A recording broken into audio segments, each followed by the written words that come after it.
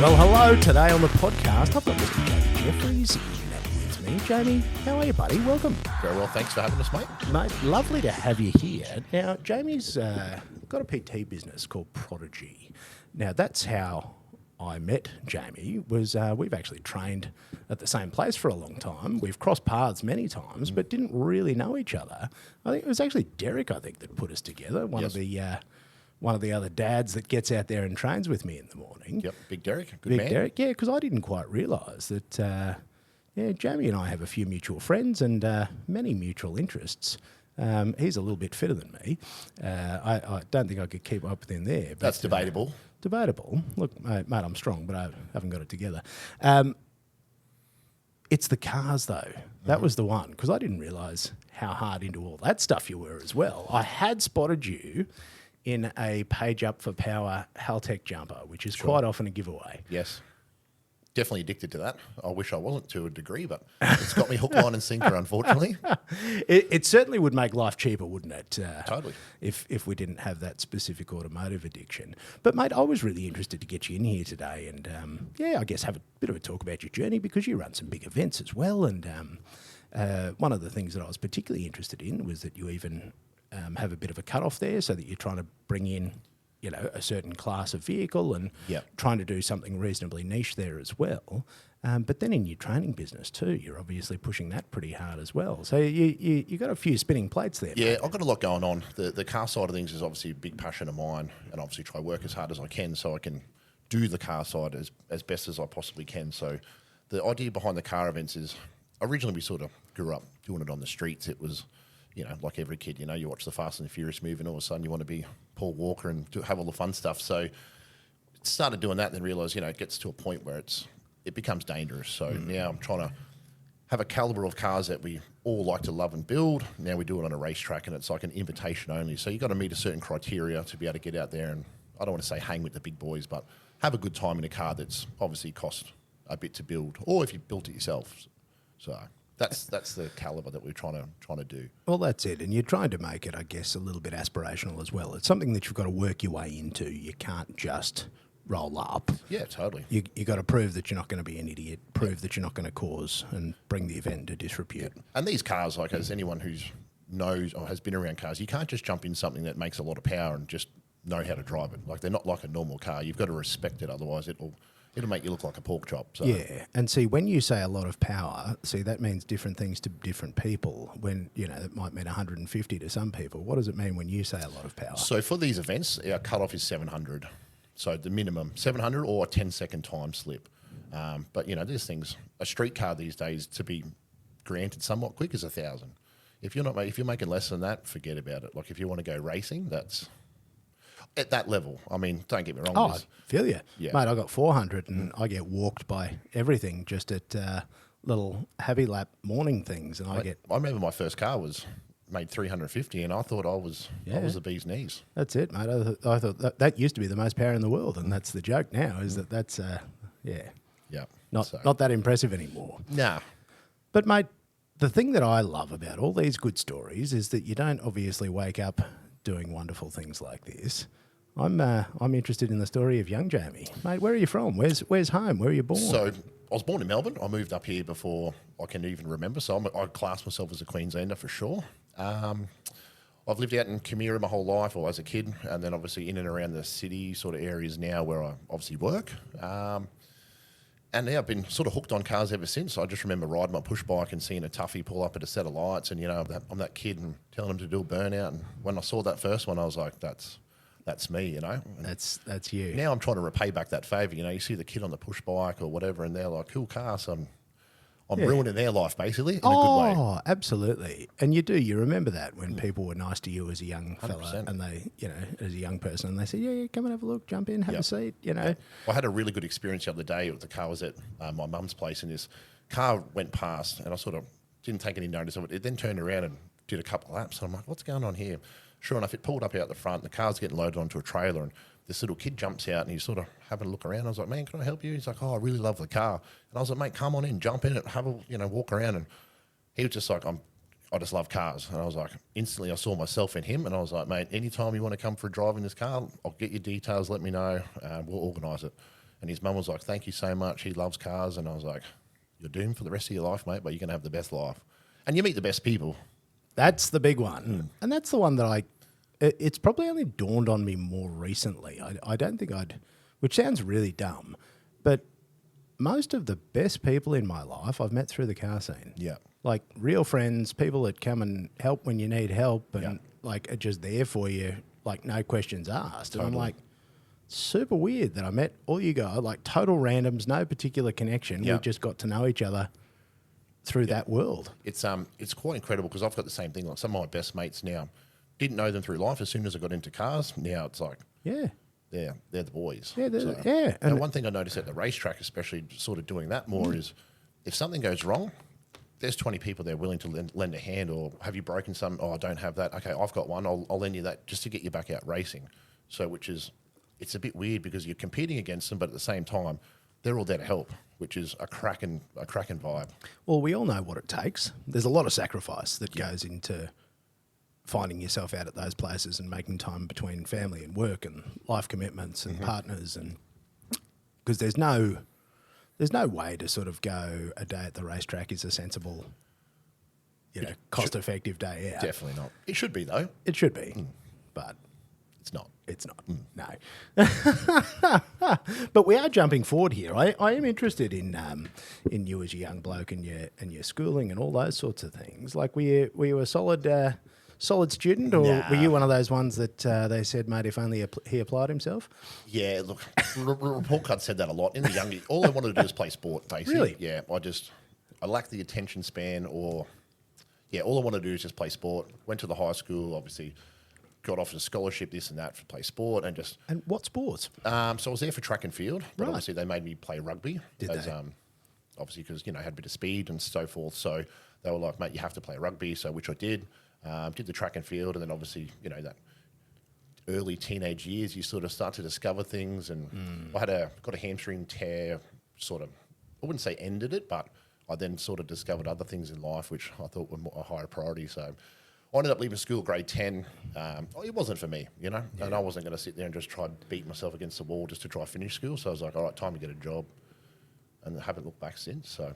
And what did you do first? What was... So my first actual job was I did a paper route for about straight after school. Actually, I was still in school, I lied. So that was my first job. On the pushy? No, I walked it. Aye. Mate, had backpacks, like hundreds and hundreds of those little post-it things. Yeah.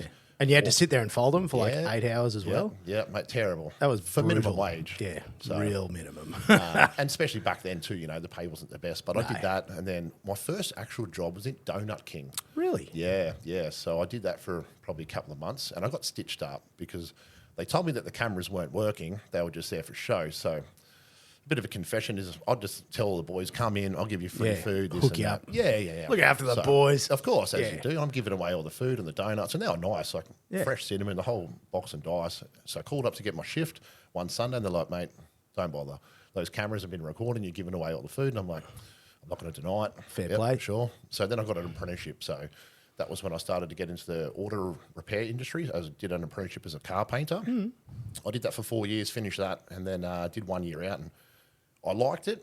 I liked tinkering on the cars, but I hated the lifestyle. So it was ordinary. The fumes, just not me. Yeah, okay. So being stuck in a booth and yeah, mate. It was the cigarette and the ice break for breakfast type deal, the sausage roll for lunch. It wasn't me. I've always been sort of somewhat fit and healthy, so I didn't like it. And the insurance companies got their wind of it, and they're trying to push $1 out of 50 cents, and they want you to do more, and they give you less. And I was just like, you know what? I'm not about this. Like, I'll work. I'll earn $1, but don't be trying to push me to the point, and I'm not getting no reward or even a thank you for my hard work. So and so that was metalwork, bodyworks. But did you do all that, or just, I was on the painting side of things? Just the painting, because I don't understand how that works. I wasn't sure if the bodywork was part of. Yeah, so in the early days, I believe it was paint and panel was together, but they've obviously separated that when I did my apprenticeship. I wasn't too bad on the metal side of things, but like the preparation and the paint, that was where I was at. So gotcha. And I enjoyed that. I painted my first car. Well, my first car I painted was a Nissan Zafiro when I was into my little drifting days. The old Panda, white on the sides and black in the middle. I quite liked it. And then, yeah, sort of, I When, just didn't when were like you drifting? too long ago. What am I, 30? So I would have been early 20s. Yeah. So when was that? When did Fast and Furious come out? It was Mate, probably that around was then. 2001. Sure, so it would have been around that time. Yeah, right. Yeah, that was my third ever car. So like early. Yeah, Like early bought days. it from Auto Shop in Maruka back in the day. I think it was Darren Appleton owned it at the time. Oh, wow. So like we're going Way back. OGs. Yeah, here. yeah. That's like Yeah. the start of Australian drifting. Come with an RB20, what did I have? DE. Then we went to an RB20 turbo. Went a bit silly on it. Made 400 at the time, and I was like, this is cool. Again, that was monster power back in the OOs. So. And then, of course, you always want more, so then it's upgrade. Hit a gutter, learn, okay, fix it, yeah. Far out. So you were doing that stuff back then? Yeah, I'm a bit addicted. Like I said, that first time I saw that car, doing that burnout, I was like, I'm hooked. This is it. The smell of the rubber, the fuel. It definitely wasn't on petrol, so whatever it was, like a big blown thing. So Would have been, yeah. all the fruit. The good gear. Yeah, because I certainly see that in the things that you do now. Okay, so you've learnt a strong lesson in commerce at Dunkin' Donuts. You've decided that painting is interesting but not for you. Yep. What happened next? So I quit my job on the day. I told my boss to shove it, basically pack my tool into the back of the truck, and I was like, well, shit, I don't have a job. What am I going to do? So before I went home, I always wanted to do something in the fitness industry or in sports. So literally before I went home with no job, I was like, I better find another one. Otherwise, I was living at home at the time, so I was like, my parents are probably not going to like this. You don't want that talking to. Yeah. So I literally drove straight to the fitness institute and said, hey, look, I want to be a PT. And they were like, asked me a million questions and pretended like, there was a criteria to meet sort of thing.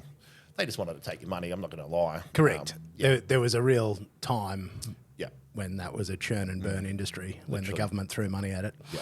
So basically, I said, look, I'm keen, let's go. So I signed up, did that full time, and then haven't looked back since. So, and that was 13, 14 years ago now. Wow. Tell me about the training, because that was a fascinating time when they were really pushing PT training. Was that Australian Institute of Fitness or one of those? It was, the AIF, correct. Yeah, because they really went hard. Are they still around? Are they still cranking? I'm not sure. No, I'm not sure either. There was a real wash-up at the back of that where they cleaned out sort of cowboy stuff. Yep.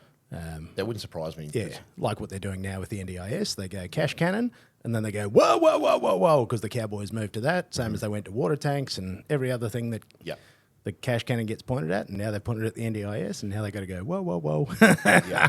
So I'm not sure how many people in my class, but they were pumping out about 30 people every 4 weeks. Wow. So they started a new class, and that was just the full-time stuff. So they also had the part-time thing. So it was roughly $6,000 at the time. Yeah. And then just flooding the market. So it would have been bloody hard coming out against that much competition too. Well, no disrespect to them. They sort of sold you the dream. And I was just having this conversation What with was the dream? Tell me the sell. I'm interested in the pitch. Obviously, I've got no job.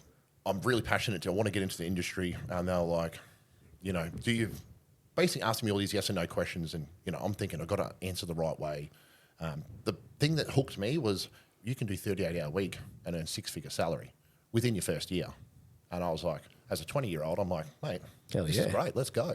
They don't tell you that it's a 60, 70-hour slog. You got to find your clients. They basically preps me to just walk out of getting certified and walking straight into that. As soon as I got my certificate, I had this moment. I was like, what am I going to do now? Like, what happens next? Yeah. So then I was like, I'm not going to wait around. Like, let's go.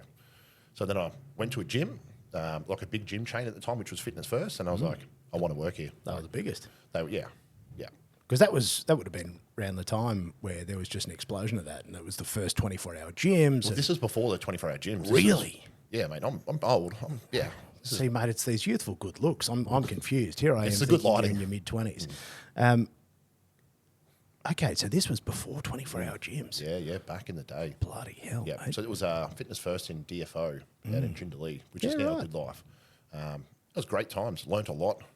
Probably learnt more in the first couple of weeks on the gym floor than I did the whole time with books. I'll bet you did. So, well, that's where it's the learning to interact with people and the understanding and all those being sorts a professional of things. after 8 weeks, you get a certificate, and then you're like, what do I do now? Is that how long the course was? Yeah, 8 weeks full time. Yeah, 4 days a week. Right, and $6,000. Yeah. That was a good earner, wasn't it? 100%. That's On a side note, I'm actually in the process of doing my own academy. Not for that experience. I don't want to make it a cash cow, but I want to bridge the gap between. I felt like they were really good at selling and marketing, but they weren't good at training. So that's what I'm passionate about. Is I want to try to help a lot of people. So that for me is I'm like, if I can help people become better personal trainers and get into the industry for the right reasons, it's going to help more people. Because we've got gyms on every corner, but people are overweight everywhere. So I want to try help more people in that sense. And that's what I'm passionate about. So, and that's it. And it's finding the right way and the right, and mate, again, that's the sort of people I invite on this show. Yep. Are the sort of people that want to create that sort of legacy. That's what they want to be known for. Yep. Is doing the right thing, helping people, just doing the best, leaving the joint a little bit better than you found it. Yeah, hopefully. Well, but you got to try. 100%. That's if that's the aim. Yep. You know, odds are you'll at least push it in that direction. That's a goal. Mate, I think it's a bloody wonderful thing. And particularly having seen the other way, having seen it done, you know, for profit. And again, it's a business. You have to make money out of it. But it's the approach. It's the intention. It wasn't just because I remember that there were big subsidies off the back of those as well. 100%. So that was where the additional rainmaking came. Right. So you've been churned out. You've gone to Fitty First. How did you even start that? Because you got to pay them, don't you? How does it work when you rock up and you say, "G'day, I want to be a PT"? Yeah. So basically, the manager at the time basically puts you through a whole bunch of stuff to make sure you're right fit for the space. You got to pay a whole bunch of startup costs and stuff. What do they sting you for that? Do you remember any of that? Tell you off the top of my head. I know it was a few bucks. Burned? Yeah, a little bit. But look, I was willing to do whatever it took. Yeah. So I lived in the place, and the moment those doors opened until they were closed, I was there just to be that familiar face and try and learn. And I love training. I was like 21 or whatever it was, and had all the energy in the world, mate. So I just thought, this is great. Just train, work out, talk smack. 100%. Good place to hang out, actually. Definitely. The old gym. Yeah, and look, it's a good view, like. Mate, not the worst place. Story. Yeah, exactly. Second story, car park, nice cars, of course. Yeah. See, that helps too. 100%. Mate, Jindalee DFO. Yeah, a spot. couple of good things through there. How long did it take you to land a couple of clients? Because I think it's always, it's interesting when you actually start your own show. Yep. That $100-odd grand, I thought I'd have a Bentley in my first year. Sure. And here I am 15 years later with a Falcon. So it's a good Falcon. It's a great Falcon. Still don't have that Bentley. Yeah, look, I've still actually to this day got my first 2 clients that I ever picked up. Seriously? So in my first week, yeah. Bless them, great people. That's ridiculous. Yeah. I don't know, it's like one of those things now, I think it's just a maturity thing. You grow a relationship with these people and you're invested in them, Even though they're investing in you and trying to make their body better, you grow close to them, and you do that just by communicating with them all the time. So that's a real credit, mate. How many years is that? Because you've been doing 13 or 14. 13 or 14 years. Yeah. Mate, too long. I need long service. You do need. You were due a while back. That's incredible. But it's good. They're great people. So I think that makes my job easier because they're passionate. They want to help themselves, which makes it easier for me because you put the plan in place, you make sure they're executing the plan from A to B. Okay, cool. We've hit B. All right, what's the next goal? And it's just simple. Tick and flick. Make sure you're doing everything right, getting to the next goal. That's incredible. It's hard work, but it's rewarding. Massive work. But that's amazing to have kept the clients that long as well. That's people generally fall off. People circumstances change, people move away, this and that. It always happens, but if it's just fortunate enough it happens, like it's extraordinary. And so in that first year, do you remember? Did you crack that 6 figures or was it definitely not? Like 15, 20, 30? I couldn't even tell you, to be honest. Yeah, it was so long ago, but I just remember that was a lie. See, I remember the burn deeply. We made 12 grand in our first year of operation. Sure. That was 3 people. Okay. We made 12 grand. I guess you got to struggle because then it teaches you the success. In a year, 12 grand, divide that out. That's why we all had other jobs. Sure. Because it's terrible. Like you start something and you think, can't be that hard. Yeah. That's what they tell you, but life, anything good takes hard work. Mate, bloody hard. Yeah. Bloody hard. And there's a lot of things you don't know, and that's the other one that catches One of the things I found, especially with this industry, and no discredit to anyone, but the more you think you know, the less you actually know. So it's better to always try and learn. So I've always tried to have the approach of there's more than one way to skin the cat. So don't just say, that's wrong. You can't do that. Well, how do you know that's wrong? That might be better for that person. It's always trying to evolve and learn better ways to do things instead of being a closed book and going, this is the only way it works. I found that's helped myself in my business a lot, is always trying to learn something new. And you always evolve, because fitness, the evolution's evolved. Like, I remember back in the day, there's Oz aerobics. That was the thing. Now, you know, your F45s and your fit stops and all that group fitness stuff where you come in, just churn and burn, get out. That's like the craze at the moment, and the Pilates stuff, and getting a bit off tangent here, but that's sort of, it's like a wheel. The CrossFit was big for a while, and then it'll all just go full circle. It does, mate. It's like fashion. It just goes through big waves. Like the mullets, they're back. How good. And look, I'm not disappointed. Have you ever had one? No, look, no, not really. I had sort of the more surfy look. Sure. The long shoulder-length bleach blonde hair was Nice. more my vibe. And then the Pat Rafter. I don't know if you remember that look, but, you know, the ponytail at the back. Sure. That was the thing. Mate, that was peak. Sure. Late 90s. Yep. Leighton Hewitt had one of them as well, did he? Did he? For a bit, yeah, pretty sure. Yeah, no, I wasn't looking up to him at that point. Fair. But Pat Rafter, that man. Yep.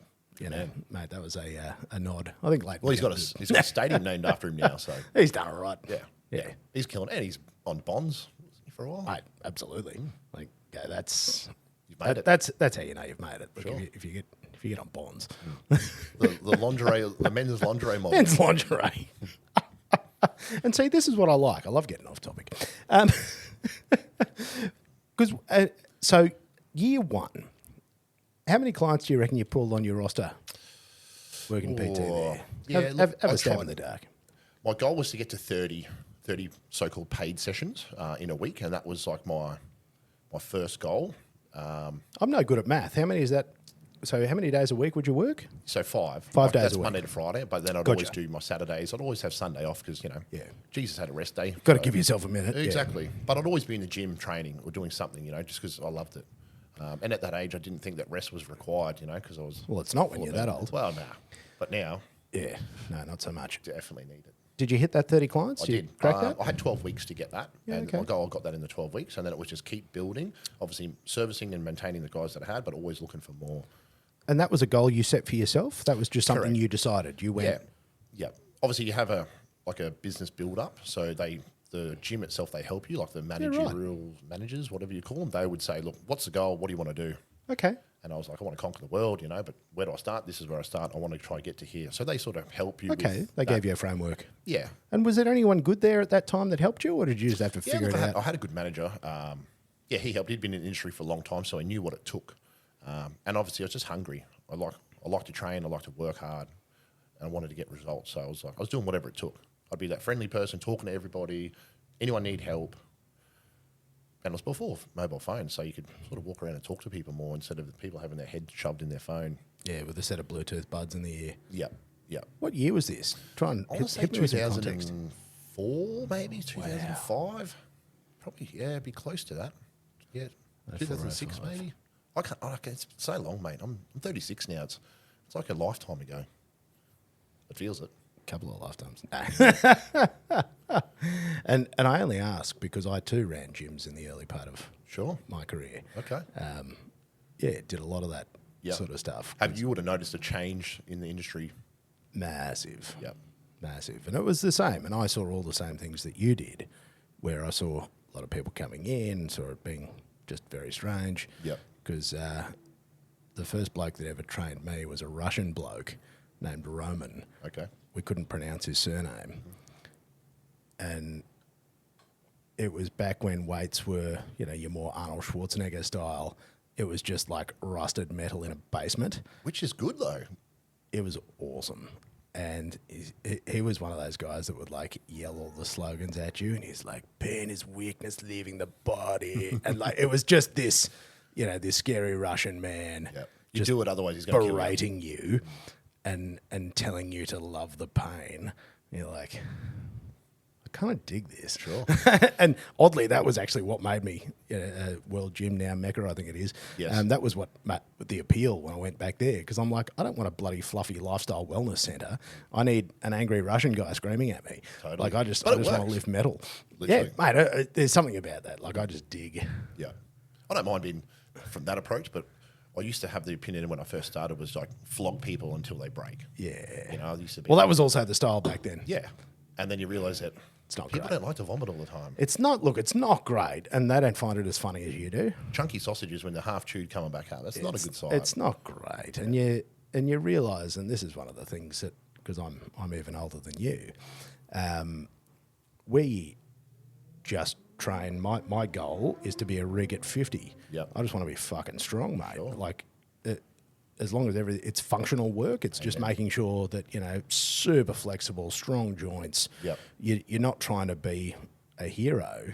You're just trying to, good facilities. You've got kids and stuff. I do. Yeah. So obviously being able to move and run around with them is crucial. So, you don't want to be dad that, can't pick your kids up because you've got a sore back. Like, to me, that's more important now to give people a quality of life. Totally. Because then when they're 60, 70, 80, they're not having those problems that they're potentially delaying when they're 30, 40, 50. And that's the big one. That's what I've become acutely aware of. Because when we were young people, 40 was much older, Sure. it felt. And you didn't see people taking their exercises seriously. They were just smashing piss and and cigarettes. And That was the norm. that was the norm. At what point are you officially classed as old? I had this conversation with someone the other day, and they're like, "Oh, that's an old person," and you're like, Yeah. what distinguishes that?" Like, I think I'm getting close to that now, but at the same time, I'm not because I don't feel old. No. So- No. And the perspective shifts.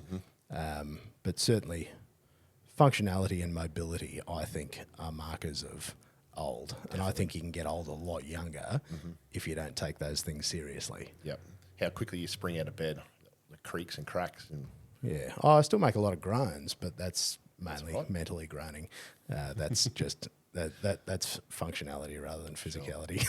that's the primal instinct coming out. Of going, oh, fucking 3 hours sleep. Are you joking? Like, yeah, I think I finally fell asleep at like 1:30 and then like 4:30, and I'm like, that's just not enough sleep. But oh well, Jeez. wriggle on. That's why I've got bit of rocket fuel, Sugar free too. mate. Sugar free. It's I don't want to have those empty calories.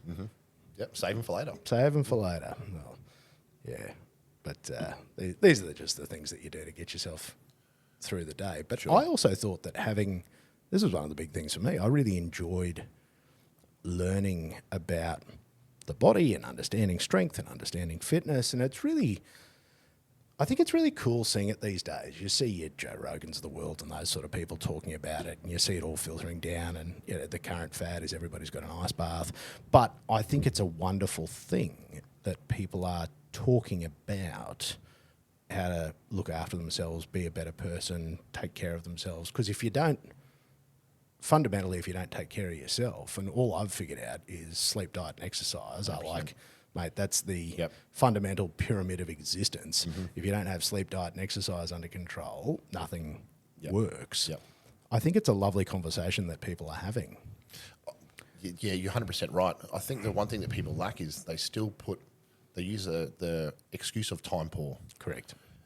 It's not so much their time poor, because if it was something that motivated you, or was, I don't even know what the right word would be here, but if it was passionate about, or if they wanted it enough, they would make the time. Like if your car runs out of fuel, the first thing you do is you go put fuel in your car because it's important. So for them, I'm time poor. No, you just don't want it enough. And there's always a reason not to. Of course. And that's actually the reason I go Monday, Wednesday, Friday. I get up at 4:45 and I'm there, just after 5. Yep. And those And are you're regimented, mate. They're just my gym days. When I was working at the same spot you were training at, mate, you're there all the time. Yep. All the time. That's it, mate. I do a minimum. My baseline is 3 sessions a week. Yep. If I haven't done 3 sessions a week, I've failed. Sure. And then obviously you try and pick up other things along the way. But that's the non-negotiable. Yep. I found for myself, like, people often ask me, how are you so motivated all the time? And I'm like, man, I'm not. No, like, half the time I don't want to get out of bed. No. Like, I'm tired. I want to go just have another hour sleep. But I know discipline creates the result. So you're just doing the same thing, getting the result by turning up every day and just doing a little bit more than you did yesterday.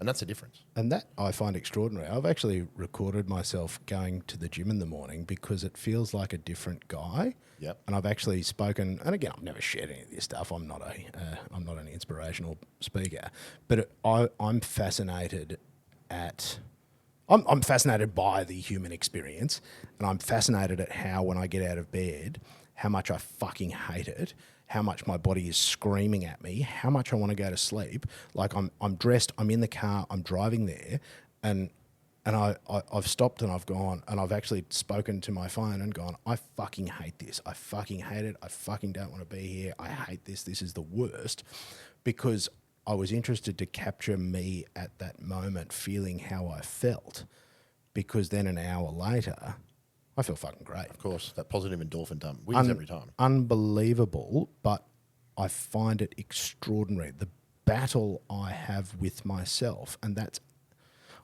I've said this to people before, and if you know anyone cares enough to ask, the main reason I do it is that to win that battle with myself. If you can win that first battle of the morning, yeah, the rest of your day will be easy. Mate, everything's easy, because that is such a fight against myself. And the fact that I just go, shut the fuck up, brain. Yep. This is happening. That head talk is... With or without you, absolutely. My head talk at that time of day is violent. See, I used to hear those excuses, and people used to think, oh, you're a PT, you know, you enjoy this type of stuff. And I'm like, man, I have the same problems as you. I have that same voice in my head going, that'll do. That's enough for today. Nah, fuck it, have the day off. Go again tomorrow. I have that same battle. So what I do is I used to do the cold showers in the morning, because that's uncomfortable. You know, it's nice in summertime now when it's 35 degrees outside, but in the middle of wintertime, bang, cold shower straight in the morning. I'd be like, this sucks. I hate this. I went and bought myself an ice bath. I got on the trend, and same thing. In the morning, 4 minutes, bam. It's the last thing I want to do. But I tell myself, I can do that, I can do anything. And you do something that you don't want to do, and that discipline, it creates success. And that's the thing that I fundamentally agree with. And I heard somebody say that the other day, is that you build yourself up to be able to withstand a level of stress that would break an ordinary person.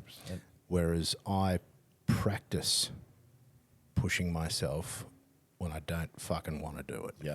And then, because I look at the number of problems I solve each day across, because I have a couple of businesses and I've got a few things that I do, and I sometimes look at the number of decisions that I'm making a day and the number of things I do in a day and the number of projects I'm working on. I had somebody say that to me the other day. They're like, how many things are you working on? I'm like, I don't know, probably 50.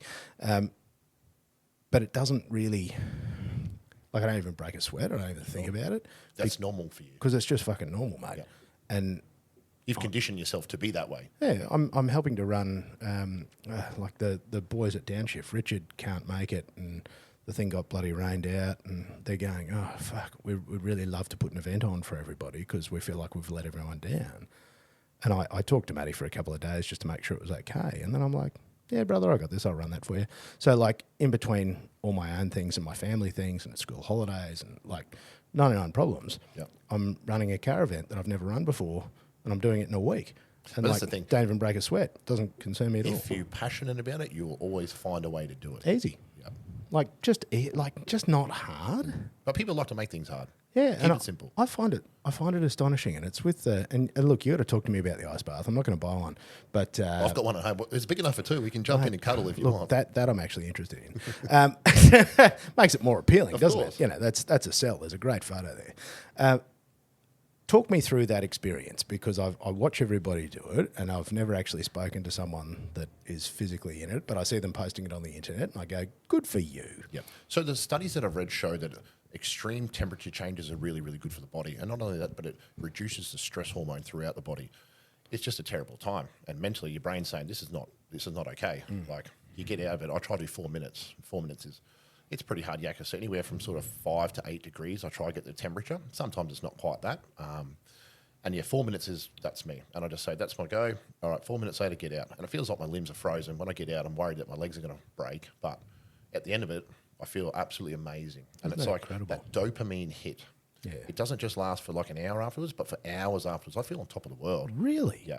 And obviously there's got to be some sort of biological benefit of obviously it, you know, reducing inflammation and helping speed up the recovery process. I do it just for the mental side of things because it fucks me up. Like, I battle myself. Don't do it. Oh, just do it tomorrow. But I'm like, no, don't be a little pussy. Get in there and do it. Because you across all the Wim Hof stuff, have you seen all that? So the Iceman? No. Because he's been talking about this forever. Okay. And he was the bloke that would, like, he'll put a pair of jocks on and nothing else and then just go walking in the snow and then jump into water and glaciers. Sure. And, like, he's been talking about this stuff for a long time. Sure. And people are like, you're out of your fucking mind, Chief. Yep. And now it's everyone's on it. It's a thing. Yep. And you're there. But it makes sense when you hear Yep. that sort of stuff. I try to do a lot of those recovery centres. I'm sort of going in between just to mix it up, but the hot cold therapy and then the saunas and stuff, really, really good for the body. Yeah, okay. So at least 2. Because, see, I listen to Joe as well because naturally, He's all over. you know, biggest in the world. How can you not be impressed? And I think he's a wonderful conversationalist.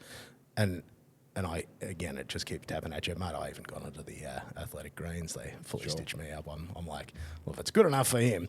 I actually really quite like it. Would you believe it? See, I believe he wouldn't be someone just to promote it for like to make money. He doesn't need the money. Exactly. And that's actually why I thought, it's probably worth a go. And mate, what is he, 47? Oh, I think he's in his 50s, mate. I think he's mid-50s. Mate, he looks and great. Weapon. And that's something, again, I admire the work. I admire the discipline. I respect the discipline. Yep. Because the same as you and the same as anybody who's made something of themselves, you know what it takes. Yep. And you know that it's not accidental and that thousands and thousands and thousands and thousands of days you've gone, fucking get on with it. Despite, you know, the voice in your head saying otherwise. And that's what I try to tell to people is that you just got to block that out. There'll be days where that voice will be so loud, that's all you'll hear. And then there'll be days where it won't be there. I challenge people sometimes is instead of putting your music on and using it as your motivator, go into a room of silence and then get real. You know, like that's when it becomes real, when you've got that head saying, that hurts, stop. You've done enough today. Run with it. Enjoy that. That's where it's at. And that's discipline, isn't it? That's actually stupidity. It's one of it too. But that's what you're trying to build. Totally. Resilience. The resilience. And oddly, I do think that that's missing when people talk about training. Yeah. I don't think that there's enough conversation around the mental battle. I think, and this is just my observation, I think the world's just getting a lot softer. So that softly, she'll be right attitude. Nah, fuck that. Get in there, earn your stripes, put in a bit of hard work, get the results. Instead of just being like, oh no, she'll be right. You know, like we're building a generation of soft people, which we need to erase that and go back to the old school ways. Get that Russian guy back. Let him start screaming at you. Shit will change. Well, that's it. You haven't lived till you had a Russian bloke screaming at you till probably throwing vodka bottles. Tears and but he did, mate. He taught me great things. One of the things that I still use to this day, and you'll notice if you watch me train, I don't lift heavy weights. I've done that. I've lifted heavy weights. I've torn things. I've done all those things. I focus heavily on function. I focus heavily on movement. Yep. And the weight to me is insignificant. And one of the things that he taught me was with the bench press, because I was like, yeah, if I could stack it up, do more. And he was like, righto, tough guy, 15 seconds down, 15 seconds up. Yep. You know, 10 kilo plates. Sure. And mate, the strongest dudes there are like shaking and going, and there are ways without having to physically overload yourself, especially as you get a little bit older. You don't have to be throwing the biggest weights in the air if you take a more thoughtful, more considered approach, and you'll be astonished at how hard you can push yourself. Definitely. With light weights, and I see it significantly less stress on the joints. Significantly, because you don't need to hurt yourself. And I know that my joints are strong, but I know that I have some injuries that I work through across and around, and I know that I don't want to pull those back because there's another 6 months of recovery. Mate, we've got a zoo class which I do every Saturday. Derek's I talked to him about it. He's the man. He goes quite hard at it, mate. It'd be right up your alley. It's your body weight only. It's 45 minutes to an hour, and it's literally the philosophy. It's liberating human movement, and you literally find ways to move your body in a way that opens up everything. Hips and shoulders are the main two, and it's tough. Well, that's the trick. Again, mate, there's nothing that burpees can't break. You know, you do enough of those and you'll be in tears as well. And you don't need anything. Many years of highly competitive rowing, so I've been made to vomit a lot. Especially rowing too. Some of those 1,000, 2,000K. Mate, and what they make you do on the rowing machines, I watch people use the rowing machines and I just shake my head because there's obviously a very specific technique to make those things sing. And I look at those and I just have memories of falling off them and spewing and like seeing stars, and because you have to go so hard because it is. And you're right on that thing. The amount of time that you have to do it because you're aiming to do, and see, I'd be slow these days, I'm sure, but low 6 minutes for 2,000 metres.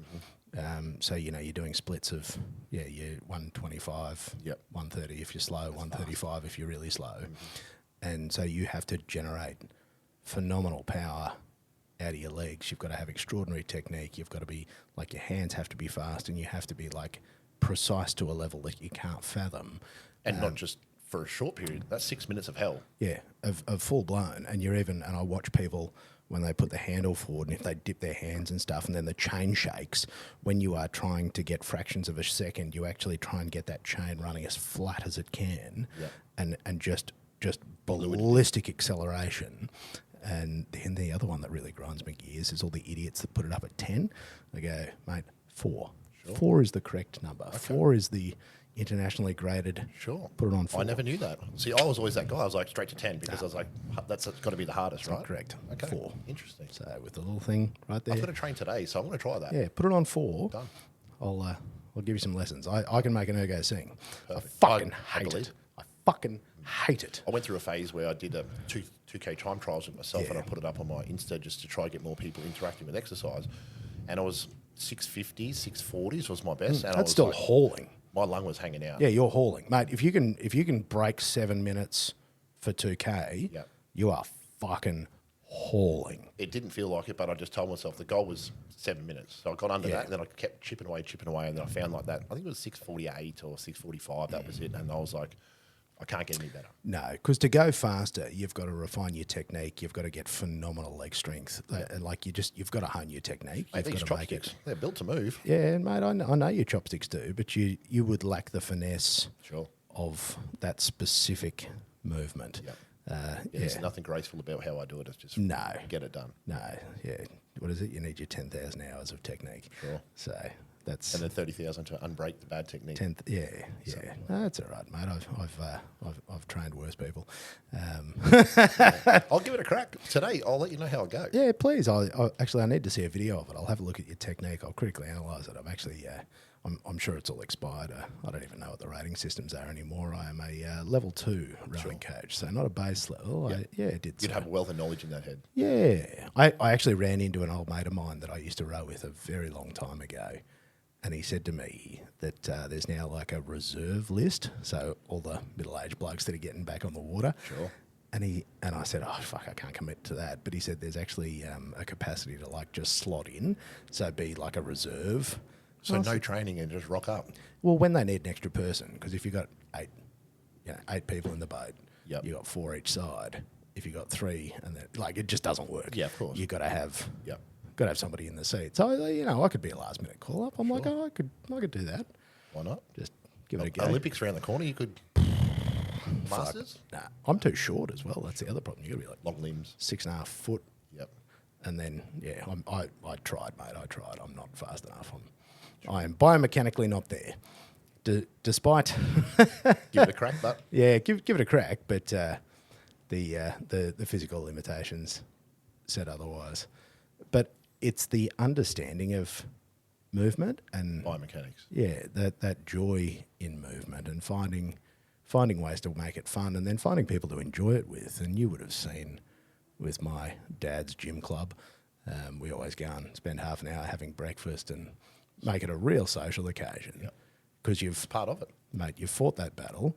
You've got there. You've slogged through some work, and then you have a coffee and a $5 bloody bacon and egg roll. How good are those bacon and egg rolls? Just quietly. Oh, mate. Shameless plug for Andonis. Shameless plug. Amazing. And mate, we actually Adonis is actually how we prefer to say it, even though I know it's not correct. Sounds much better like that. Across the road from the Beefcake Gym, it just made sense to me. Yeah. So all the Adonises carved from stone going to Adonis. I'm like, that's you guys in the morning, mate. That is literally us. That's the dads. That's it. The council of extraordinary gentlemen that struggle through their mornings there. Get it done. But it is, and that's the same thing that you would spend time trying to teach people. Is trying to find that, because how do you unlock that in people? I'm interested in all this. Yeah, I mean, for some people it comes, I wouldn't say more naturally, but they want to tap into it, whereas some people are so they're looking for it. Yeah, they just need to be shown how to use it better. Whether it's some they're quite confrontational in the way that they've put up all the barriers to, they want to help. They come to you saying they need help, but then they don't want to put in the work. Like, oh, but this hurts or this hurts. It's like, okay, well, pain is not necessarily a bad thing. You need to learn how to deal with it. Is it good pain, bad pain? Okay, well, what have you got? What are you dealing with today? Oh, your mum died, your dog died, you had a car accident. Okay, cool. Is it the end of the world? No. All right, push that aside, leave all your shit at the door, put in work, go outside, then pick it all back up and continue with life. Correct. Don't drag it in because it's a bad energy. It is, mate. And the third place, if you're familiar with that, like your home, your work, and then the other place that you go to. For me, that's the gym is the third place. Yep. Where you go and again you focus that attention, leave all your shit at home, and I think that's something that other people forget. I mean, I know they know that everyone's got a problem, but like, I don't know anybody that's having a good time. I don't know one person where their life is just going well. Mate, you look at half of Instagram and they portray a great life, so surely that's got to be it, right? Mate, it is not, and it doesn't matter where people are from, how much money they got, what they got going on. When you talk to somebody long enough, and oddly, I spend a lot of time talking to people, would you believe it? Yeah. I discovered that in the last 12 months, I have recorded 5,300 minutes of audio. Wow. So exactly the same. I treat this exactly the same as anything else. Yep. Mate, just do the reps. Yep. I'm slowly starting to tick through the podcast too. Like, I've gone through a couple of them now, and every time I jump in the car and I've got more than 15 or 20 minutes to drive, bam, it's podcasts on, and just listen to people's stories. Pick up a bit. And it's wonderful, mate. And in speaking to so many people that, in my humble opinion, are doing wonderful things, working very hard, following a positive path, I obviously speak to people outside of this and off air, and we don't always talk about absolutely everything because not everybody wants to air their dirty laundry.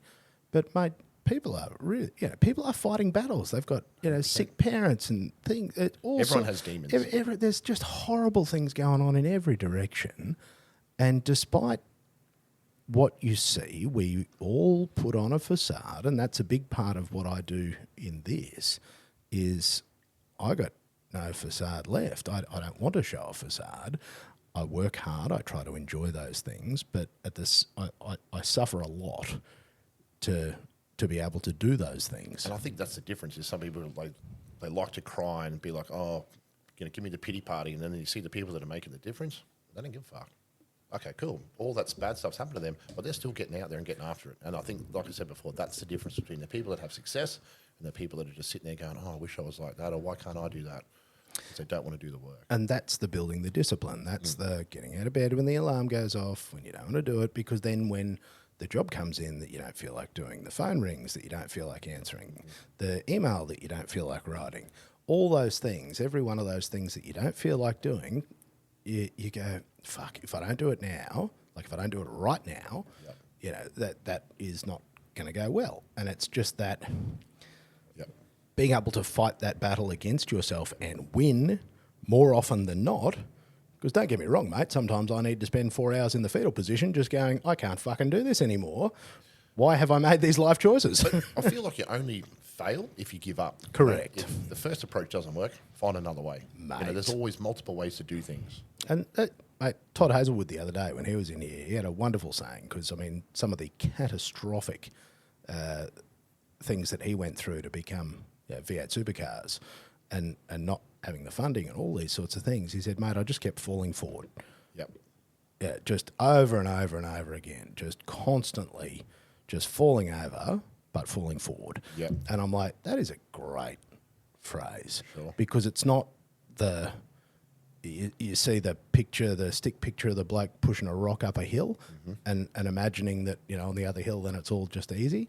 Like, mate, the rock just rolls over you all the time. Of course. And then you go back down the bottom and you push the fucking thing up again and then it squashes you again and then you go back. Like, that's what it looks like. Totally. Is That's you what get it the feels like. shit kicked out of you. It's my favourite one, actually, the old Mike Tyson one, mate. Everybody's got a plan till you get punched in the face. 100%. That's my jam. And that his one job there. was punching people in the face. And Punching people in the face, because that's what, to me, that's what most of life feels like. Every day, you're like, good. Some people probably need a good punch in the face. I feel like the world would be different if that was the case, Anyway, that's... Yeah, it'd sort it out. But look, we've... I also teach my son that we don't need Yeah, those sorts of things are a very last resort. Totally. That's a life and death exercise. The rest of it, you can talk your way through it. Kindness and manners are the things that I'm trying to teach them. But you got to have a bit of savage in you. I think it was a Joe Rogan said it. There was a ninja, and he was like, "You'd rather be a ninja in the garden than a gardener who a warrior gardener or something." in war. Yeah, something like that. It sort of resonated with me because I was like, "Yeah, you want to have the skills to be able to do it, but not have to need it." Absolutely. You don't have to use it, and you don't want to have to be an angry savage. I much prefer being kind. Catch more flies with honey or bees Yeah, with honey. I don't want to have to yell at people, and people shit bricks when I actually do have to, because you're like, you don't be a want scary man, I you, reckon. you don't want to see this. It's not pretty, mate. It's not pretty because you don't ever see it, and if you do see it, you've fucking earned it. Let me assure you, you've earned it. These are the things that I actually really enjoy about what you do with your personal training, because there's a lot of people, and you would have seen it, that come into personal training, do it for a little bit, and there's not a lot that carry it as far as you would have. I think have you noticed that? Turnover rate at the time, I think it was, don't quote me on this, I think it's changed a lot, but I remember for a period of time there, it was like 90% of PTs that go through the industry at the time, I think they all fail. It was like 2 years, the average lifespan of a PT. So same as a small business, I think it's 94% fail in their first 12 months. Sure. So it's probably I line. think everybody in the class that I did back in the day, I'm pretty sure all of them have stopped PT. I think there might be one left. I've got a fair few of them on Facebook, and every now and then they might pop up, but I'm pretty sure every single one in that class of 30 is no longer doing it. Yeah. Which is scary. It's terrible, mate, because it doesn't... It is a very hard thing. And do you know something else I've noticed with the PTs? Because I obviously observe, and I guess from a perspective where I understand. Yes. And I watch the people that train with PTs at the gym. Yeah. And I routinely watch them, and it's like they're just paying for a fucking friend. And they sit there talking for 80% of the session. Like, I will have done 3 sets, they will have done 1, and they will have sat there having a fucking conversation about whatever the fuck they're talking about. Yeah. And I look at that and I go, you strike me as a person that hasn't done a lot of training, probably needs to do a bit more, and all they do is sit there and yap. So that grinds my gears as well, because I'm all for a bit of a chit chat. Absolutely. But when the work's got to be done, it's time to Get on work. with it, yeah. And then when it's time, you got to be able to read the client. If they're hurting, you got to see that they're hurting, instead of just being like, oh, we're just going to keep flogging you to your break. Yeah. Follow the process, have a plan, tell them the plan, make sure they understand the plan, and then if they're hurting, you pull it back a bit. But yeah, the sitting down and talking for 90% of the time, if someone's paying me, I say, mate, I want to get a result. Absolutely. I get adequate rest breaks needed for strength training and all the different modalities. Correct. But I don't want to pay someone to listen to me talk shit. I want to have a good time. I want to train. And that's what it looks like to me, is that you can go, oh, I went to the gym, had my PT today. And it's like, you didn't fucking do anything. You got the selfie, but Yeah, you got the selfie. You were there. And if you've seen my selfies, that's actually the tongue-in-cheek joke. But it's become like a cult thing. Oh, yeah. Because, like, we're not flexing our butts and showing our good figures. Nobody Although, wants to see it. Maybe you should try that. Yeah, nobody wants to see it. We've done it in a couple of them. We just prefer the staunch, non-smiling. Sure. Just, we're here. Yep. Because that is, again, the things that frustrate me about that world specifically is...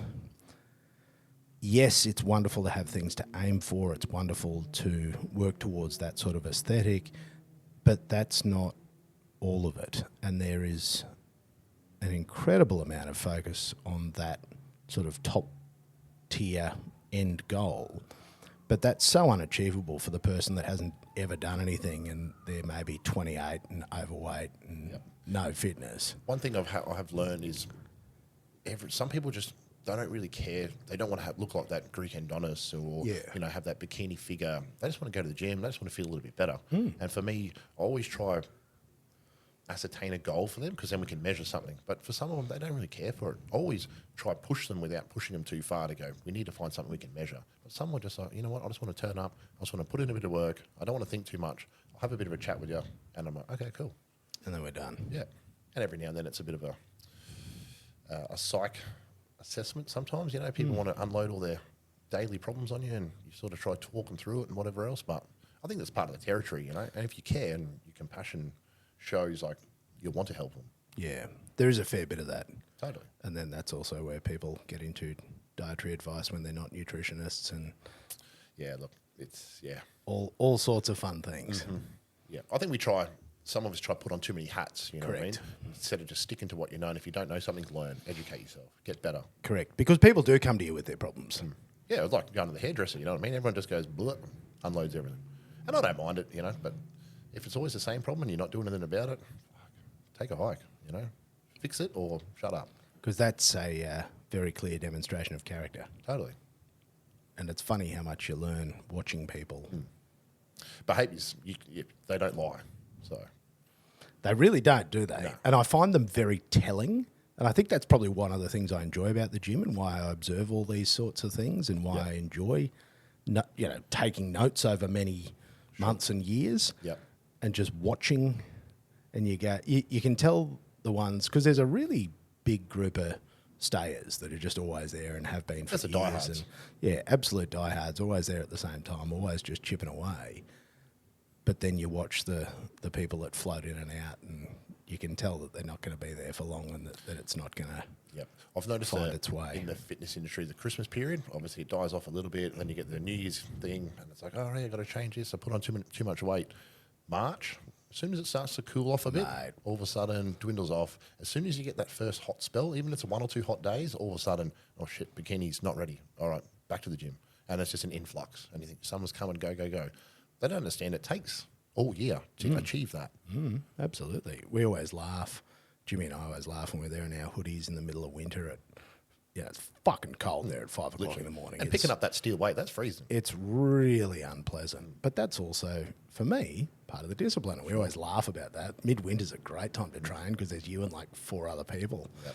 But I quite like that. The track pants on, the big hoodie, you chuck a bit of music on, or throw a bit of chat and just get it done. Get into it. Yeah. I can't ever get enough of that. Although, I must say, I do like aircon now.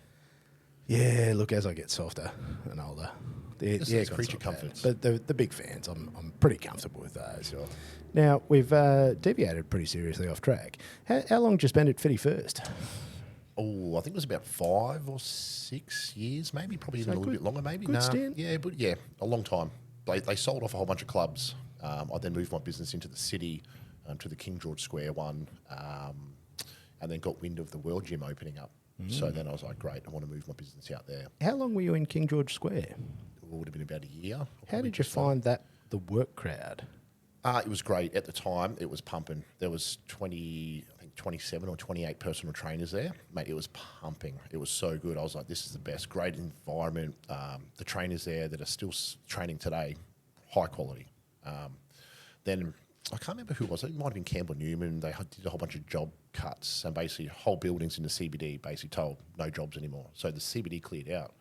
So as a PT who's just moved my business there, I was like, shit. Yikes. All right. So literally like half my book was like, I don't have a job. So I was like, oh, all right. Well, you're back on the grind, And then obviously fortunate enough, got wind that this new gym was opening up. A friend at the time was opening it. So I was like, great, this is a new thing. Get on. I always wanted to work for a big company like that. And they were good. It was glory days back in the days when that first opened. Oh, totally. Because when did that open? When did World Gym? I'm bad with times. Yeah, years. No. 6, 7 years. Yeah. At least. Because it was one of the things I enjoyed about it as a franchise, the no bullshit thing. Yeah. I enjoyed that as a... It's the people that like to train, that's where they go, I find it's like a tiered system. You start with your jets and your lower tier ones, which are sort of just for your everydays, and you got your Good Lives, your Fitness First, your Goes at the time. They were a little bit more serious, and I felt like it was the Worlds and all these big dog ones, like your Derrimits and your Dohertys. They were all people that were proper serious. And you'd go in and you'd just see absolute weapons, and you'd see people that are training and competing, and you'd walk in there and you just go, whew. Yeah, it can be a little bit intimidating, and a lot of my clients were I found it intimidating. Sure. Yeah. And I know what I'm doing. Sure. Well, I think that's also the motivator. A lot of people thought that they were, just because they were big and buff and, tan and tattoos or whatever else, that they weren't nice people. But, you can have a conversation with them. Bloody lovely people. Exactly. And that was the thing I found, was I actually found that to be one of the friendliest gyms I've ever trained at, Yes. which is why I'm still there. 100%. Because I've just met like a ton of really nice people and we all say g'day. And I don't know them outside of the gym. We don't Yep. catch up outside of the gym. None of that. But that's your gym buddy. But they're my gym buddies. And Sure. and we've got lovely relationships there. And Yep. we're It's so funny internet because friends. I'd seen you in the gym for years and years and years, and Yeah. you go on about your business, I'm working and that, and then Yeah. it's all of a sudden there's a degree of separation. You know, all the same people in the car industry and that. And that's what I was saying to Derek. I was like, this is so bizarre that we're in the same gym for potentially years, and it's that 1 degree separate, and then it's like the worlds come together, and you're like, And you're oh, like, you know holy this person. crap.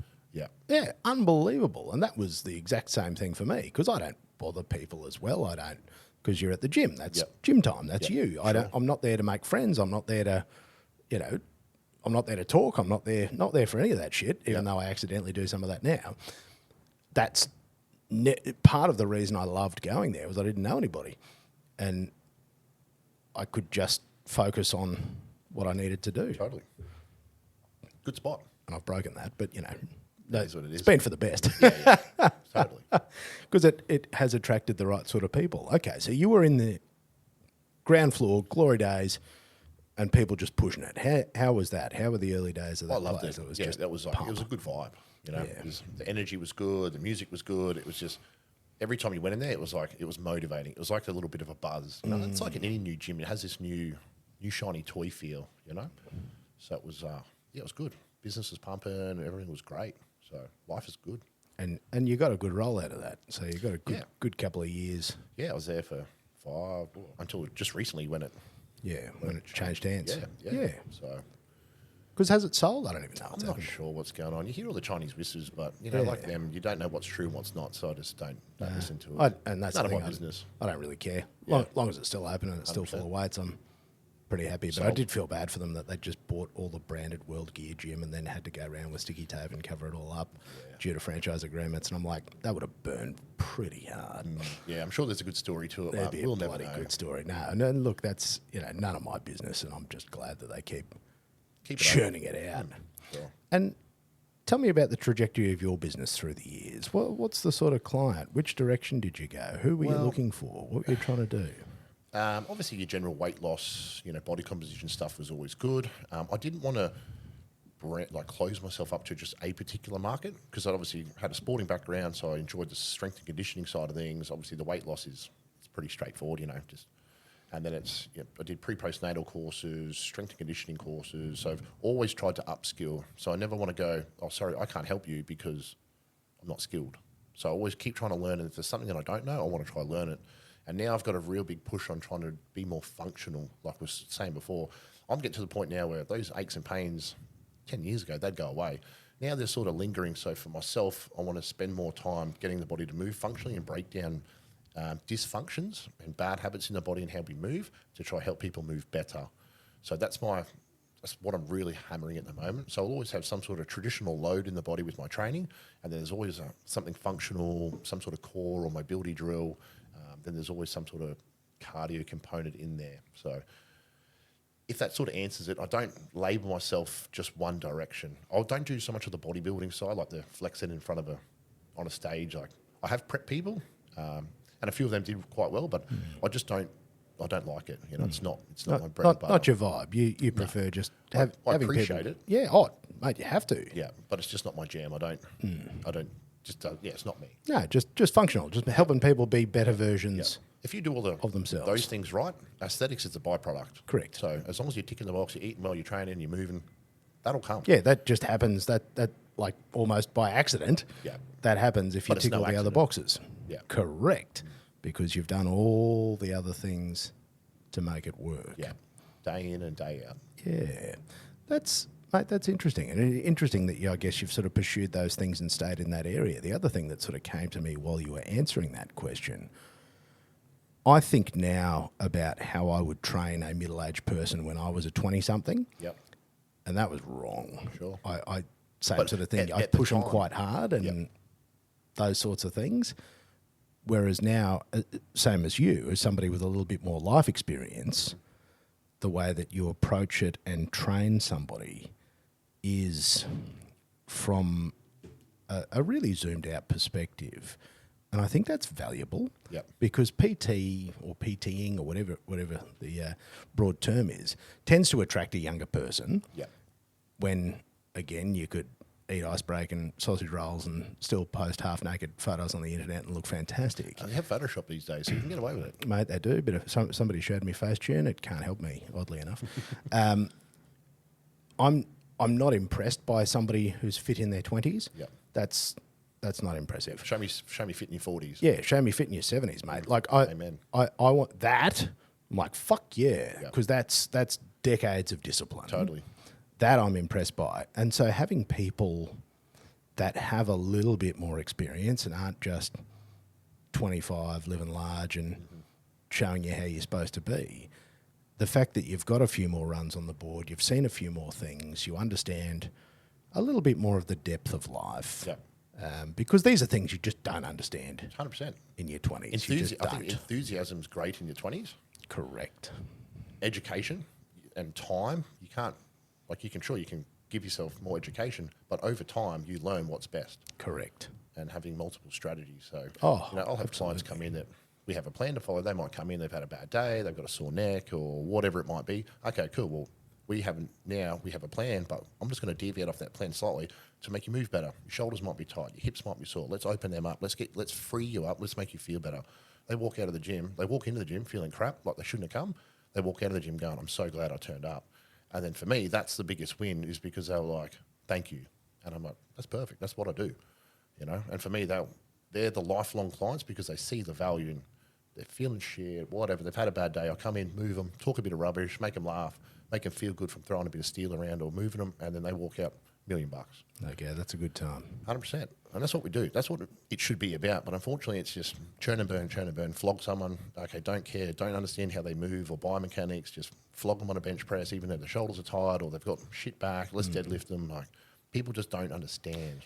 No, and I watch over the years, again, as we talked about earlier, like the fads of lifting, and there's specific exercises that you watch people do, and then there's specific exercises that I watch even at the World's Now Mega, where there's like all the rage exercises and people are all doing them, and I'm looking at it and I'm going, why are you even doing that? Like, there's stuff, YouTube, yeah, Google. Oh mate, and I'm watching it going, what the fuck? And like, they're not training the opposite direction. They're not. There's not a whole package there. There's no thought as to why. It's just a bandwagon. Yep.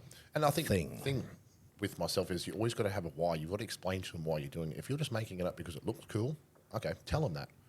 Don't bullshit them. No. Be like, I'm doing this because X, Y, Z reason, and give them that education, because with that they can take it away. And then from that, the more you can educate them, the more they want to come back and learn more. Because this will sound pretty dumb, but like I'm like up, down, forwards, backwards. Like, if you do up, you got to do down. If you go forwards, you got to do backwards. Like, it needs that equal and opposite. The old school way is it's like we call it like a sagittal plane. It's just very this way, like forward, back, forward, back, forward, back. But our bodies aren't really built just to do that. No. We twist, bend, rotate. Correct. So how do we put that in a gym setting, or how do we put that in a functional setting so you can get better? Let's apply it. And then less likely to hurt yourself when you're getting out of the car, picking up shopping. Which, how many times does it happen? It's the rotation. It's the twisting and the... Exactly. Yeah. I bent over to pick up something off the ground, hurt my back. All the time. All the time. Yep. So you got to move the way your body was built to move in a gym setting, which will prevent that. Touch wood. Yeah, but it increases the likelihood that you will have the capacity to avoid that. 100%. And that's what you got to try to teach people. It might not eliminate it for good, but the risk is significantly less. Absolutely. And it's when you need to do something, and I remember it wasn't even that long ago. There was a bookcase or something, and I just picked it up and carried it down a flight of stairs. And it's the fact that you can do that in your mid-40s and go, yeah, it should be right. Like, just being fucking strong is just, it is a very handy life asset. Totally. And if people are neglecting it, and that's what I think about, is I'd sort of neglected it, particularly in my early years as a father. They're a fucking rough couple of years. They're a real rough couple of years. But once my son was a little bit older, and that was sort of, I think, about 2019 thereabouts, I went, I got to get back on this, because I was 30 yeah, 38, into my 30s. Yeah. And I'm like, if I let this go any longer, I'm going to cause myself irreparable damage. And it takes longer. The longer you leave it, the longer it takes to come back. Correct. And so I just geared myself up to go, right, I've got to put in a couple of years' work. And Yeah. this is the one that I really enjoy as well, is people go, what are you training for? And it's that training for 50. And then when I'm 50, I'll go, what are you training for? I'm training for 60. I'm looking at a decade worth of work. Mm-hmm. So if I miss a day, doesn't matter. If I miss a week, doesn't matter. If I miss a month, doesn't matter. Training for life. It's a decade of, training for life. That's the window. So you never feel bad. If you have a holiday, you go away, don't do anything, doesn't matter. Do you exercise when you go on holidays? If you were to go away? I continue moving. Sure. But look, if I feel like it, if there's a gym there and I feel like it, absolutely. A few bicep curls. Yeah, mate, I'll go and Tens. absolutely. But I'm very comfortable with allowing myself to just let it slide. Sure. Mate, well, you've put in that decade of hard work, potentially. Absolutely. So. And the fun part is you let it slide, and that's a wonderful reminder of how valuable it is to you, because you miss it. Within 3 or 4 weeks, you lose your strength, you lose your size, you lose your muscle tone. I feel like evaporates. I feel like it's a mental battle at the start too. You know, you miss that first week or two, and automatically, I don't know if it's definitely a male thing. I assume the females would be in the same boat here. Is you start looking in the mirror and you see something in your head that's not necessarily being shown through your eyes. So you think, oh, I've deflated, or I'm getting fat, or whatever it might be. But you haven't actually changed too much. But in your head, you're thinking, I'm fat, I'm disgusting, all my muscle's gone. So it becomes a mental battle as well. So totally. But I've really felt it, because I was away for I think about 6 weeks, and I had no physical capacity to do strength training. I was still huge walking kilometres, but no capacity to do like lifting.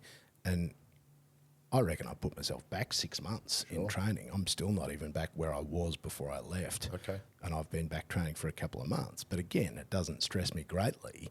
But I was astonished at how far I slipped back, and just in physical size, because I've got basic markers that I keep an eye on. Yep. And the amount of, in particular, muscle that I lost was astonishing in 6 weeks. I really found that amazing, that by dropping that discipline for that period of time. So you think about people that haven't trained for, a year, a couple of years. I'd be like starting again. Newborn kids, mate, it is literally starting. That's what I try to tell people is don't. Everyone has those peaks and troughs, but try stay on track, even if it's in a reduced fashion, rather than stopping completely, because you're only setting yourself back. Keep the cogs turning. And we've got the Ipswich Road ambulance going on for you there, so don't worry, there's nobody behind you if you're listening in the car. Something oddly, something that I still struggle with, I really struggle with the diet. That's something that I've never automated. It's something that I know how to do it, but how do you manage that? How do you personally manage it? Well, over the years, I've tried almost every diet just to say I've done it. I've done the keto, I've done intermittent fasting, high carb, low carb, no carb, all the usual stuff. Just to go, this is the result that I got doing it. I hate the word diet. Have you tried plant-based as well? Did you ever do that for a stretch? Nah. I don't know how you keep going, but I was going to have a cheeky plug in it, but I better not. No. The word diet for me, it sounds too restrictive, so I just try to teach people a healthy lifestyle. Correct. Like myself, I love a burger. I'll eat a couple of them a week because I love a good burger. And I'll be mindful, if I've got a goal and obviously got to be in a calorie deficit or monitor them, I just got to have a smaller burger. But I'm going to enjoy life, because one day it's going to be over and I don't want to look back and go, oh man, I wish I had that. But if you've got a strict goal and you can't eat as many calories, you have to be mindful. So eat better food choices. The food labelling and understanding food labelling, proteins, fats, carbs, how much fibre you get in your diet and those types of things. It is crucial to understanding what's going in versus what's going out. That's, to me, if you don't understand that, you're losing half the battle, because you're like, oh, sure, I'm eating clean. I'm eating a salad and a piece of chicken. Yeah, but you're eating all the salad and all the chicken. You're still in a calorie surplus. So you just find out what's in what food and then make that work the best it can for you. I use like a flexible diet, that fad that was on, if it fits your macros. To me, that's 80% clean eating, and then maybe 20% you can sort of squeeze in a bit of this and that. For me, that's how I like to do it.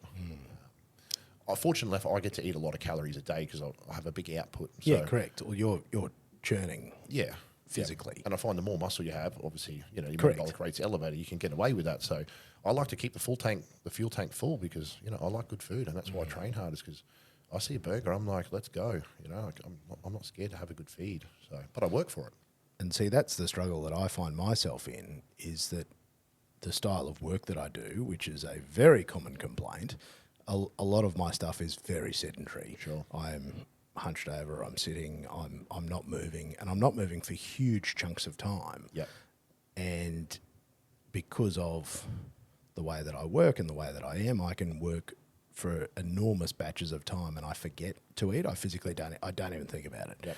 And then you're famished, and then so like just terrible patterns that I'm acutely aware of, but because of, and this is the funny thing, because I prioritise the work, which I know is the wrong way around in terms of what I need to do more broadly, but this is the same challenge that everybody faces, and I don't prioritise it because the things that I'm trying to achieve in my work, I'm going, these need all of my attention, but that's actually not the right way around. I feel like the Western world in particular, we've become very lazy. We've made everything easy, so we do a lot of stuff sitting down now. Like, it's just the comfort.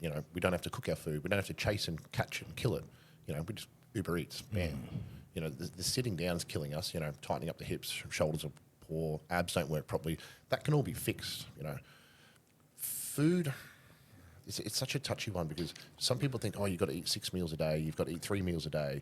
You've got to find what works best for you. Yeah, Is there where are you parameters? at with that? Because that the needle moves so far in every direction around diet, and I do think I'm confused, and I consider myself reasonably well educated around it. And the more you read, the more confused you'll get because Yes. doctor's saying this and he's promoting this and he's saying this, and then the next doctor's saying do this is the best way to do it. And the fitness industry is good. It'll just keep going in circles. So you take bits and pieces of information or data and then you make your own, conclusion, I guess, of that. But same thing, everybody's different. Yeah, and what works for you. Exactly. So if you're a truck driver, you just sit down for a long period of time, you might not have time to eat 6 meals. You have breakfast in the morning, and then when you get to your next destination, at the same time, you've got 24 hours to eat your food. You need 37,000 calories in a day, cool, whatever it is. You just got to eat that in your day. You might want to have 1 meal. You might want to have 7. Obviously, your digestive system and everything else will be working overdrive trying to break down more food, but it's the same calories in versus calories out. And that's where a lot of people go wrong. Is like, but Joe Blow told me to eat 6 meals and I've got to have this amount of protein, this amount of carbs. Okay, well, if that works for you, great. If it doesn't, you need to find something that does.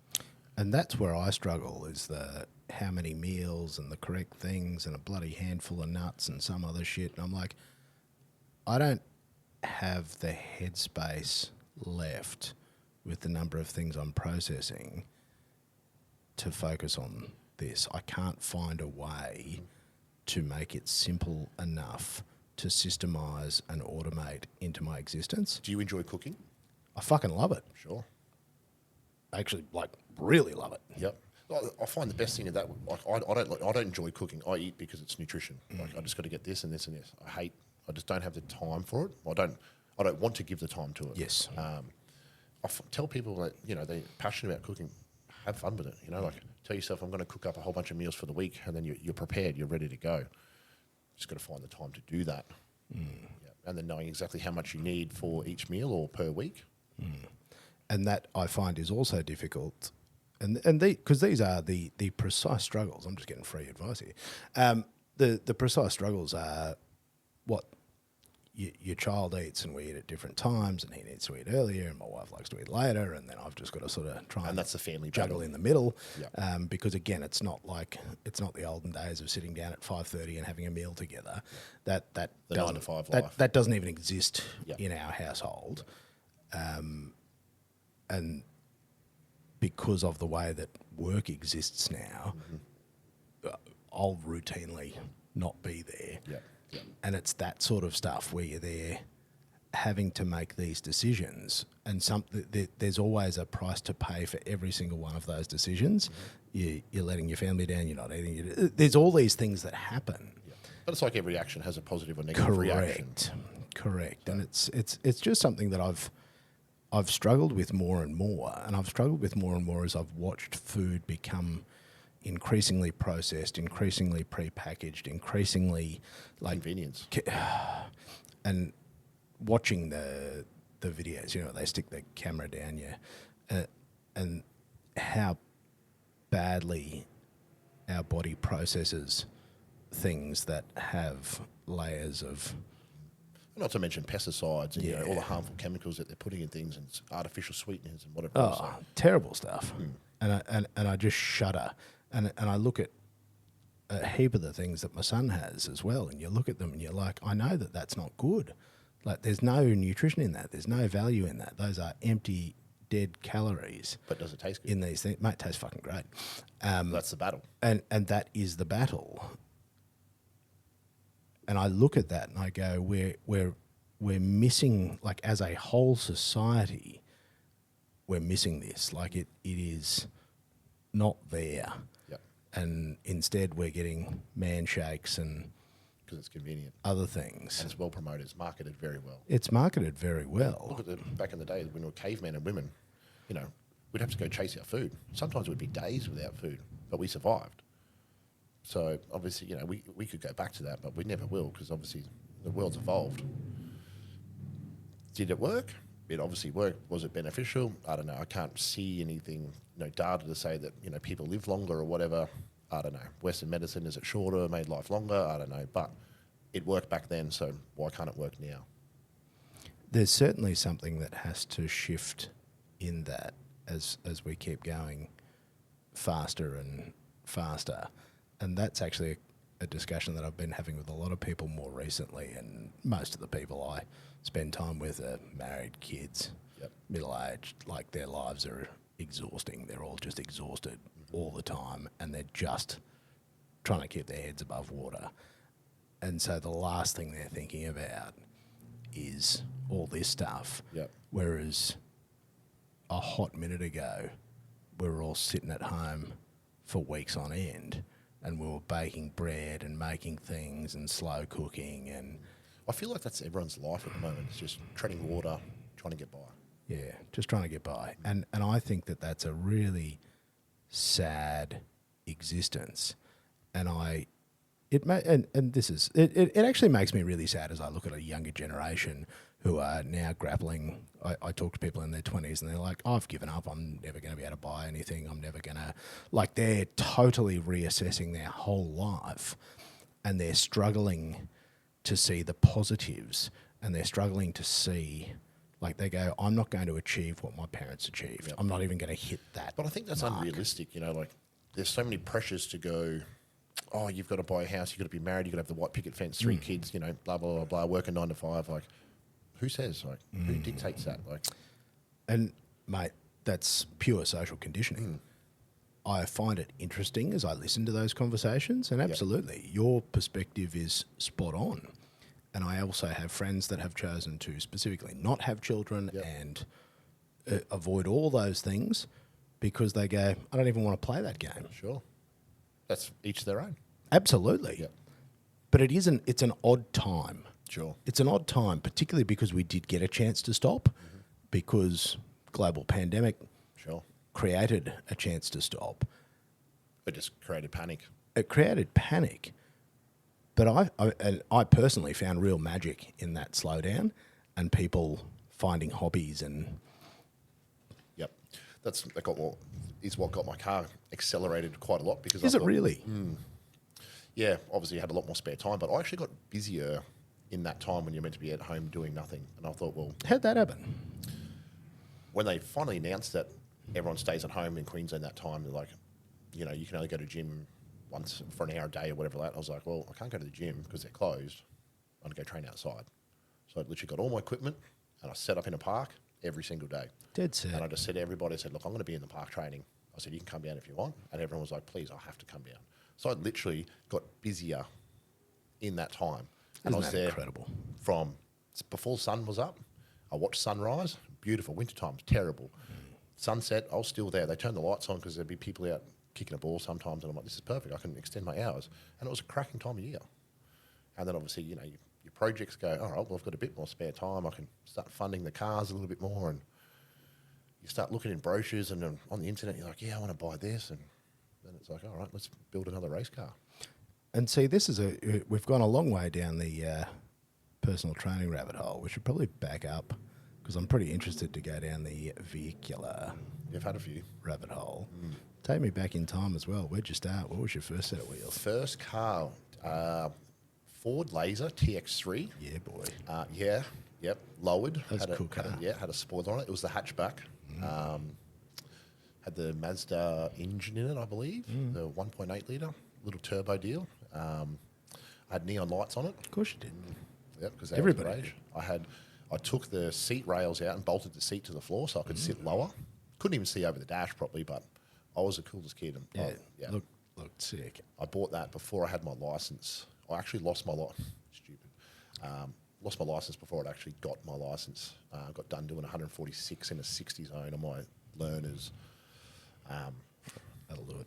Yeah, It's all right. boy racer in me. Mate, I copped a 96 and a 60 4-points all at once. See you later. Yeah. So I got rid of Familiar that story. quite quickly and bought a Mitsubishi Cordia. Mate. Mate, it was only meant to be a light repair. I was told, bought it not running. Biggest mistake. I learned it the hard way. Engine came out, pulled down. Engine was cactus. So then was like, oh well, engine's out. Let's rebuild one. Let's go. Obviously on a budget. I was an apprentice at the time, so earning not much. And made 355, I think, at the front tyres. Torque steered like a mofo. I thought I was the coolest kid on the block. How fun's talk steer though? Not when you don't know what it is. Oh, high power front wheel drive's hilarious. Sure. I quite enjoyed that car. It was great. Tinted windows, lowered, had all the usual stuff on it, put some neons on it, because that's what... Well, this was auto salon, sex spec time. Literally, yeah. And I was like, I'm now one of those Jap car... I hated V8s back then. I was used to just hang a bit of Mickey on them because, we used to try race them and be faster than them. Which was funny. 100%. It was an amusing time because the small turbo stuff did get so fast. Sure. And it was, you're either one way or the other. You weren't never in the middle. So always used to try. We would race the V8s and you'd beat them or, it was a close race. You just give them curry. And as a young kid, you thought you were invisible. Hilarious. Yeah. I crashed that or had someone crash into me, wrote that off. I then bought what did I have after that? I think it was a Safiro. No, I bought a Thunder Ute after that. Then I bought a Navara. Then I bought the Safiro. And then that went a bit wild. So bought it basically stock and then just went silly on the RB20. Made about 450. Then that wasn't enough power. Roll cage, the whole lot. The big Uraz kit. Painted it. Rebuilt the engine. Put an RB25 in it. Big single turbo. I think it was making about 700. Wow. Bought a T51R back in the day, and I was like, this is going to be sick. Sort of, a friend was selling it. I think it fell off the back of a truck, to be honest, because it was selling it to me for a good price. I didn't ask any questions, and I was like, this is going to be cool. I'm going to put it on an RB25. Made no boost for like $6,000. And I was like, this is terrible. Downsized that, put a 35R on it when they first came out, and that was so much better. But just the laziness of it, you change a gear and off boost, and I was like, as a drifter, I was like clutching all the time. And I liked that, but I just wasn't serious enough about drifting. So, you hit up a street here and there or whatever, you go to the track every now and then. But sold that, and then what did I get after that? I bought a Maloo, actually. So Jonathan Webb's old red one, I don't know, it's still getting around now. Yeah, it was the 25th anniversary, an E3. Really nice car. Had individual throttle bodies on it.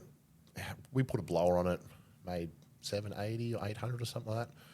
I had heaps of fun in that. Was out every night in that car, just having a good time and Loving life. Yeah, it loved it, Mate, Maloo is the ultimate Australian sports car. and it was a beautiful car. Like They're lovely. yeah, paint protected, bright red, big black wheels, lowered, sounded amazing.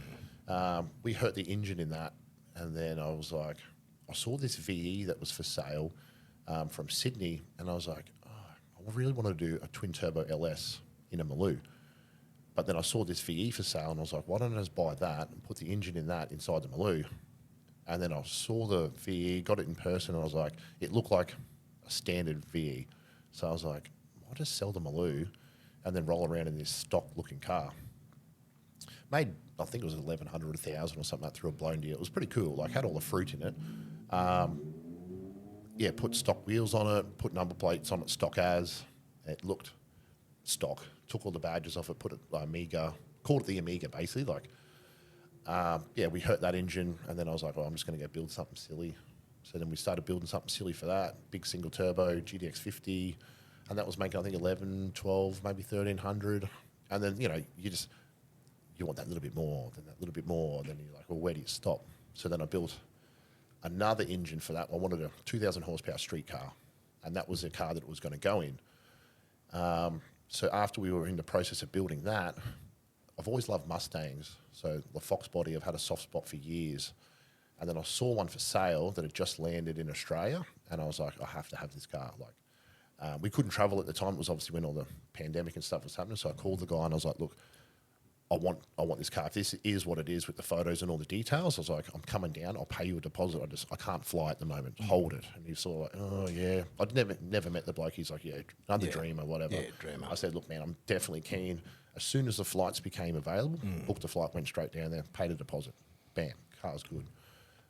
Sold the VE, and then got into that, which was cool. Ran an 8.0. It was like a LQ9 single turbo deal from America, like a junkyard Fox body, which it was cool.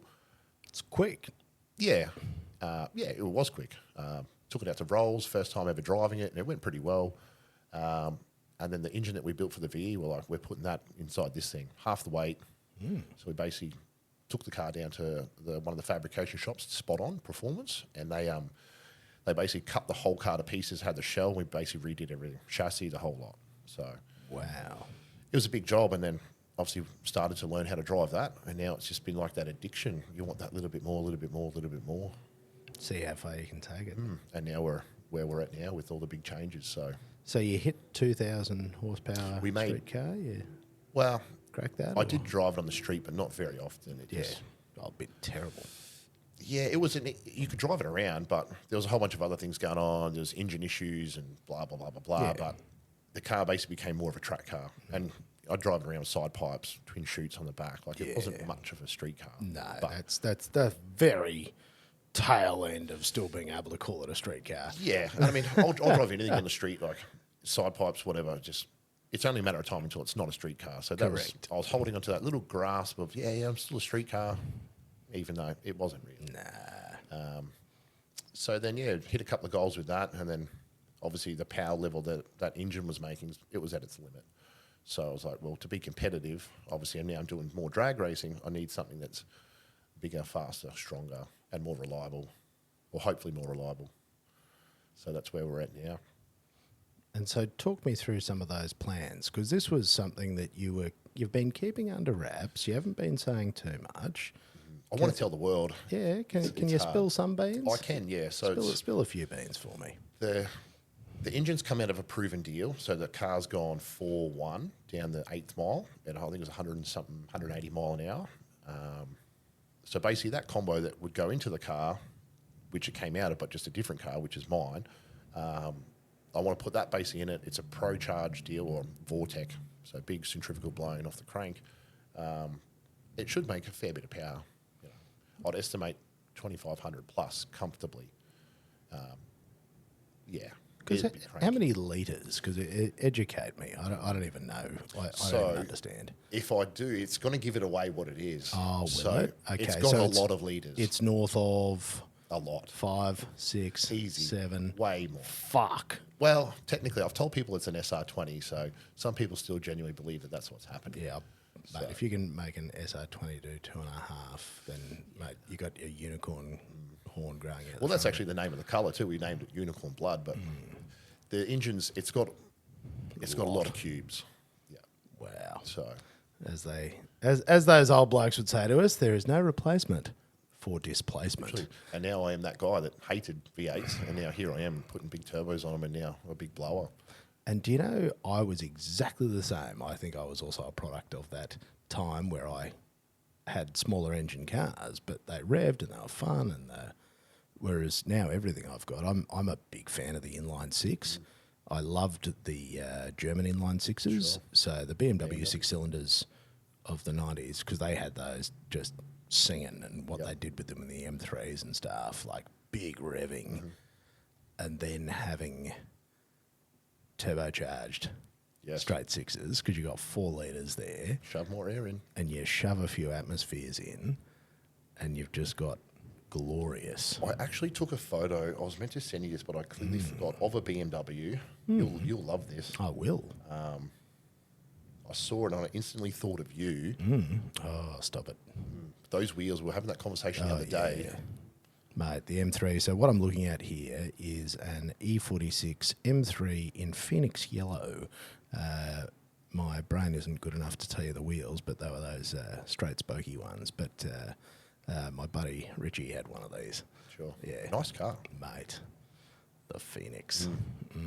Beautiful car. Yeah. And there was a moment in time as well where they were very undesirable and you would pick one up. I think they even tapped the teens. Sure. Before the... I remember when a Need for Speed, I think it was Most Wanted, come out, and it was, I'm pretty sure it was that car. It was like a GTR spec one, blue and silver, had a big wing and the body kit on it, and I was just like, that was when my appreciation for BMWs came about, because I was always like, I like my Mercedes, it's just my preference, but I don't discriminate against any nice car, and I saw that and I was like, that's nice. And I'm much the same. I actually really like where Mercedes came from and where they're going, but they had a window 80s, 90s OOs where they just went away from performance and really towards, they were just an old person's car. Everything was soft and buttery and luxurious, but they were not a performance car. This was before AMG went batshit and like they did C63s and then just amazing, flipped the world. But yeah, there was a window of time there where I'm like, this just isn't even fun. Whereas at that point in time, BMW M was going mental and just doing dumb stuff. I feel like it's a great collector's car. Like anyone who appreciates cars will know that car. Or the BMW, the M series of 3s and 4s. Oh, they're very hard to beat because the level of engineering in them at that time, especially, it's why I'm so impressed with the older ones. The original E30 M3 with a little high revving 4-cylinder. One of the best cars I've ever driven is a 1985 M6. Wow. And so that had, and look, it was numbers will probably be wrong, but it was somewhere around 300 horsepower. Which is plenty. Yeah, it was probably 250, but thereabouts. Manual gearbox, and they were those shark-looking things. But the M version of that car, you would get one of those for 40 grand back when cars weren't collectible and you were just an idiot, back in the OOs. And, mate, that car threw down like nothing else. What do you reckon that'd be worth now? Oh, 100. Wow. Yeah, easy every day of the week.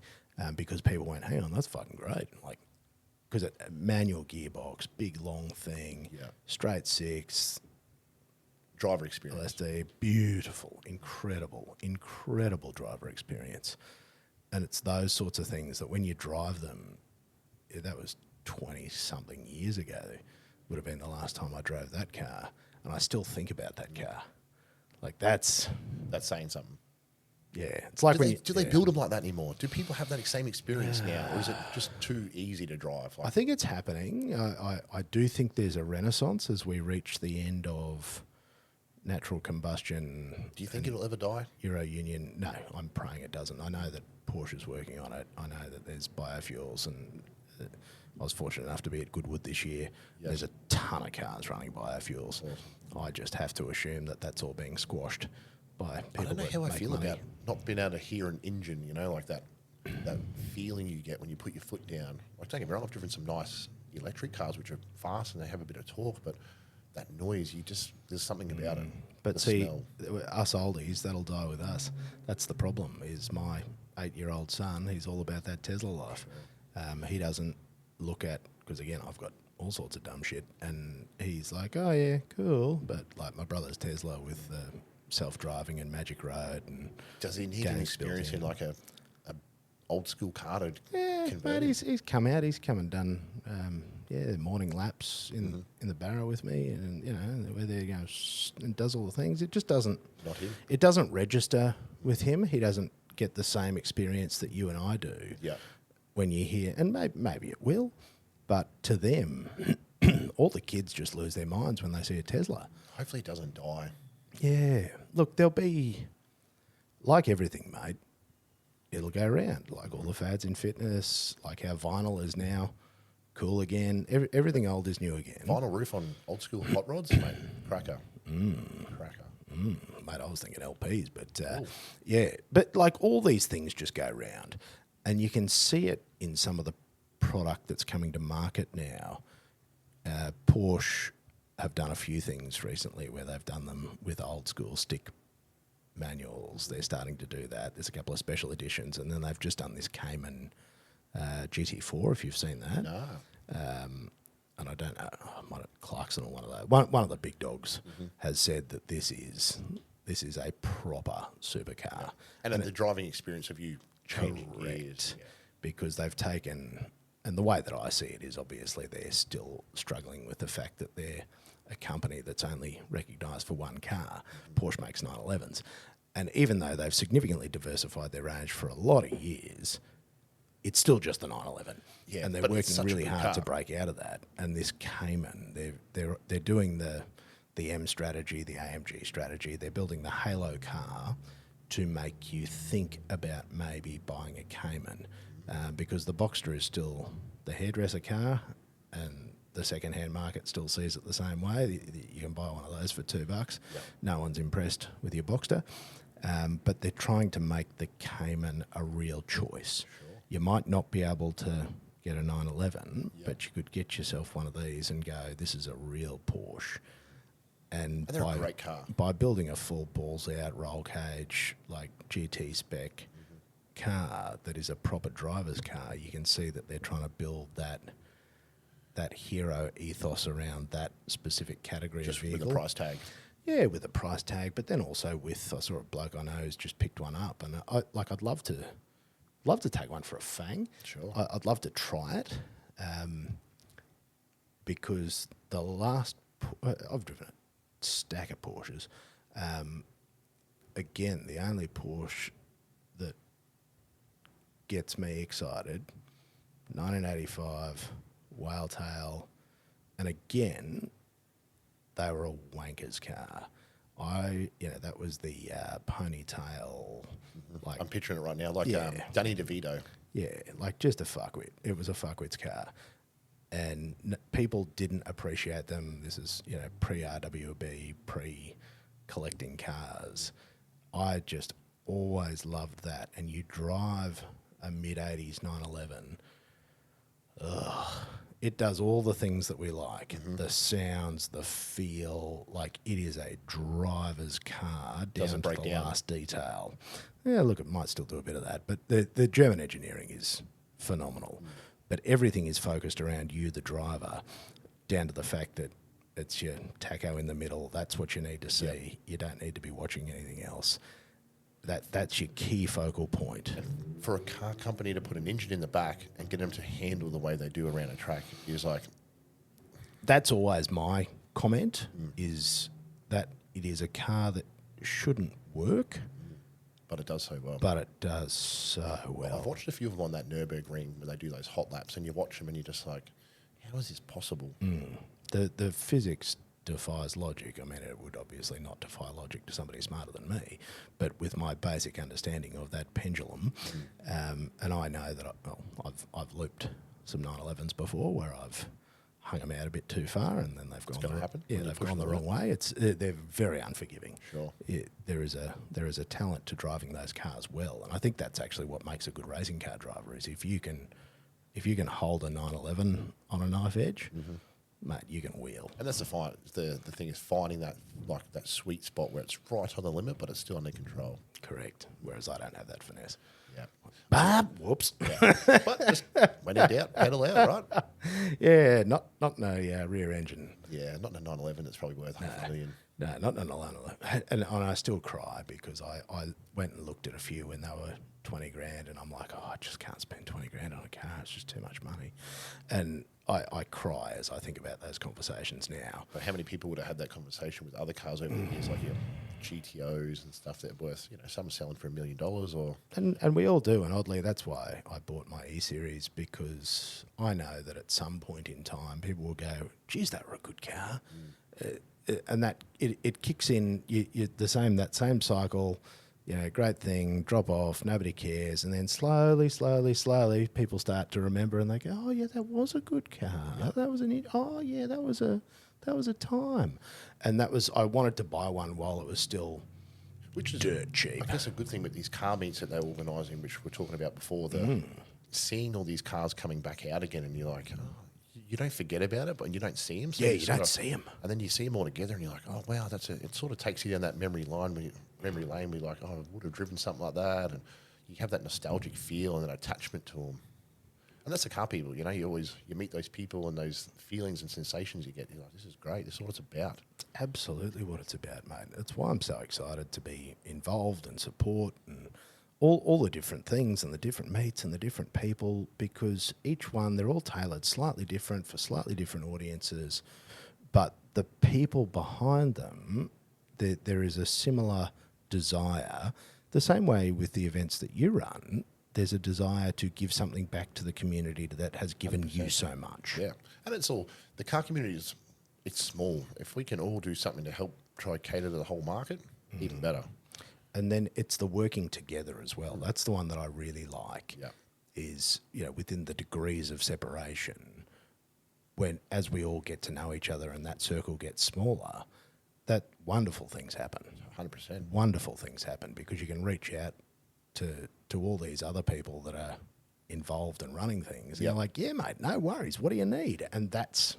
I feel like Queensland has gotten, all of a sudden, it's like exploded with car events again. It sort of died for a period of time. There was a lot more underground stuff happening, but now with everything coming out, there's a lot more, almost every weekend there's something on. Oh, yeah. Or you can go somewhere and there's always a car meet, or there's always something to do if you're a car nut.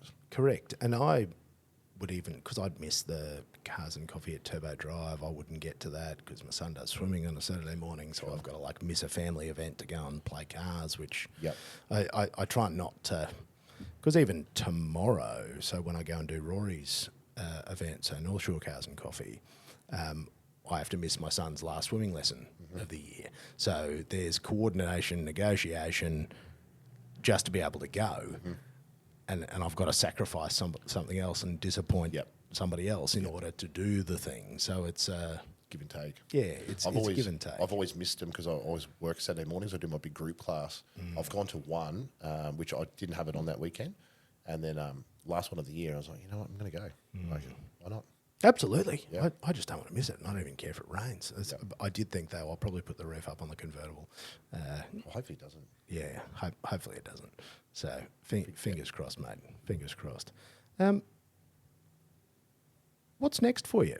What is the future as you look forward and you sort of look 10 years down the road? What are you going to be doing? Oh, mate, I don't even know what I'm doing tomorrow, let alone 10 years. No. I don't. Yeah, I have big dreams. I've got goals that I've set for myself, but realistically, all I want to do is tackle 2024. I haven't written out a 10-year plan because things change so often, but I want to keep doing what I'm doing, but on a bigger scale. I love having good people around me that I can trust. I want to keep doing cool stuff in cars. I want to build my empire so I can try to help more people, and in doing that, it'll allow me to do more cool car stuff. I'm too car mad. Like, I wish I wasn't, but it's like, it's in my veins. All I want to do is go fast. I want to race in the 275 category. I'd love to build another street car because I miss that more than anything. But at the moment, I'm just going to concentrate on trying to go as fast as I can, help people, eat, have a laugh, enjoy good people. That's probably have a good life. Yeah, because life's not guaranteed. I could walk out and get hit by a car. Hopefully I don't, but you know what I mean? So I just live for the moment. Well, you're right, mate. It is not guaranteed. And I often see people putting life off for later. Yeah. And later is not assured. Oh, no way. And I feel like it's not as good later because you can't do half the stuff. Shit, no. Do it now. Yep. Find a way. Figure it out. And that's what I've been doing. Like, I look at some of these racing teams. I keep going back to that, but I look at some of these racing teams and their cars, there's $1 million cars there, and you're like, man, how do you compete against that? But then at the same time, I go, you know what? I'm not trying to compete against them. I'm trying to do my best for me. Run your own race. You pull in a lane beside them, okay, cool, you want to win, but at the same time, if you're just chipping away and getting better every time, that's a win for me. That is a win. I hate losing. No, like I'll be the first to say that, but at the same time, you've got to be realistic. Absolutely. And if there's somebody spending that, the more money you can throw at it, the faster you can go. But if you're still at the pointy end, that's very respectable. Well, you got to give it a crack. So I'm not going to die wondering. I'll swing for it every time if I have to. If it means I win, lose, or put the rods out, I'm going to give it a crack.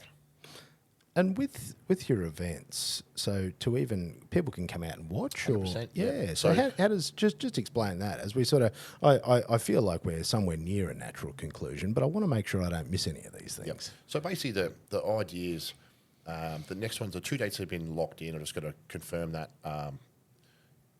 Anyone can come out and watch. To enter the car, you've just got to meet the criteria. Obviously, every car's scrutineered by myself to make sure that it is one of standard that people can drive. Because obviously, these cars they're serious cars, like serious street cars. Some people, they're drag cars with rego on them, some of them. So to understand that everybody can drive door to door, because some of the other events, are no discredit to them, they're doing wonderful things. But I find, when you get your $500 VS, mange or a Falcon that, has got hubcaps on it versus pulling up beside a car, flicking rocks, it's like a Lambo or, something that's built with no budget, it becomes dangerous. It does. So all these people have a car that's of a level and they can all pedal. So that's the big thing that I did for these events. So everyone knows that whoever they pull up against on the track, one, they're going to get a good race. Yeah. But they know that person beside them is not going to try and bin their car and winning a race. So, and I think spectators want to see that. They want to see the best of the best. Absolutely. The cars that go out on the street. Let's get them on a track and let's have some fun. So. And this is the joy, of all the different events. Is the events aren't competing against each other. No. They're feeding different markets. Totally. And I think that's what's lovely, because the market for me is I'm happy to pay my $100 and go and do my 60, 90 minutes of just cruising around and making it make spoolie noises. And it's fun. That's enough. Yeah. But for the people that then want to find the next thing, there are different levels, different tiers. Totally. And you're operating at the pointy end. You are up in the rare air of the sort of, there's 1% of people that want to go to that category. Yep. But as you said, you don't want somebody, it's their first day, they might have just bought the car and they might just put their foot into it, not know anything about it, have old tyres on the back and see you later. And that's a risky take. That is a significant risk. And these things do happen. Yeah. And again, that's not, as you said, it's not a blight on the organiser. That is just that these are facts. Whereas you've decided that that's something you've identified and you went, you know what, I'm just making something for me. Yeah. And if other people like it, well, hey, how good's that? Well, it's one of those things, because when we would, we'd always go to Mexico to do our activities, but which is always, not in Australia, but they everyone there, they knew the risk. Correct. And it was, okay, well, let's do this in an environment that's safe. Let's do it on a racetrack. And everyone there, they know how to drive their car. If in a situation, whatever the situation is, you either pedal, whatever you've got to do, but you don't want to bin the car. And to do that in a safer environment rather than doing 300 up the highway, and as far as I'm concerned, so much better. Because if something goes wrong out there, it's game over. Whereas on a racetrack, you got medics, you got fireys, the whole lot. You got half a chance. Exactly. You got half a chance, and that's much better odds. With the safety that we require, like every car, they don't need a cage, but they need to make sure the brakes work. They don't say parachutes are needed out there, but if it's rocking a parachute, it's teched, it should be safe. Absolutely. So, that's sort of what I'm trying to do, is just let people, if they want to build a calibre of car like that to go to those events, you're more than welcome to come and join us. Yeah. So do you know broad dates, or are you still waiting to? I do, yes. I just have to confirm them. So they've been penciled in. They just need to be confirmed. But there'll be 2 next year at the Queensland Raceway, and then I'm looking to do something completely different yet, which I can't give away too many details because it hasn't been confirmed. But it's if it happens, it's going to be cool. I'm just waiting to hear back from the owners of the land, I guess you could say. Yeah. The custodians. The venue. Yeah. Okay. Very good. So if that happens, it'll be the first one ever, I guess. Right. So. And your events operate under Prodigy Track Days. That's we call it the Prodigy Track Day for toughies. Yeah. Just because they're all toughies. Yeah. And you can park up. You can just sit there and you show and shine. If you want to bring a car out and not enter, you can still park up and be part of the fun, or you can get out the track and absolutely wring the neck off it. So give it hell. Yeah, why not? Mate, bloody good. That is bloody good. Mate, is there anything else you wanted to touch on before we... Talked a lot.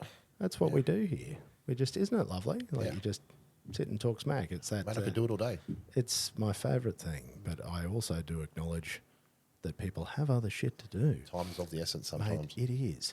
So if people want to follow you, how can they find you on the internet?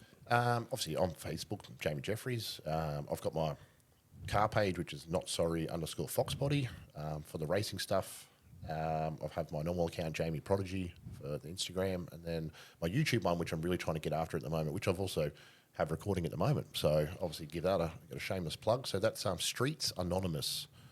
So for all those, don't ask me to spell anonymous without looking at it because I'll probably get it wrong. But yeah, Streets Anonymous on YouTube, and I'm doing a lot of car stuff on that. So a lot coming. Bloody good, because yes, you've just what month are we in? We're in December. Yeah. So you recently launched the first video of this Foxbody build on your Streets Anonymous. So Yes. people can get in and have paint. a look at that and get an idea of what you're talking about. If you don't know what a toughie is and you don't understand these words that Jamie's using, you can jump in and see these things. Yeah, it's an American tough car, which has now the Australian touch on it, built here in Australia. Yeah, well, that's what we want. Australia. 100%. So, Aussie. mate, we are the kings of such things, I like to think. Jamie, this has been really good fun, mate. Absolute pleasure, mate. I've really enjoyed talking smack with you this morning, and I look forward to coming out to one of your events and having a look. I don't. have to get you in a car. Yeah, I certainly don't own anything of that caliber, and I'm not really chasing to own anything of that caliber yet. I don't have that bug, but The best thing you can do is don't get bitten by that bug. Right? no, I'm not. That's my comment. Too much time around race cars. I've learnt that you dial stuff up, stuff breaks, and It becomes more money, less time in the car. yeah. And given that I got a pile of shit boxes I need to maintain anyway, I spend enough time. I don't know how you do it, mate. One car's a headache enough. Nah, mate, you just stay across them. Sure. So be kind to your mechanics. Amen. Amen. Jamie, thank you, mate. Thank you. I'm going to call it. For everybody listening, thanks for tuning in, and I'll catch you next time on All Right Everything podcast. Thank you, mate. See you next time.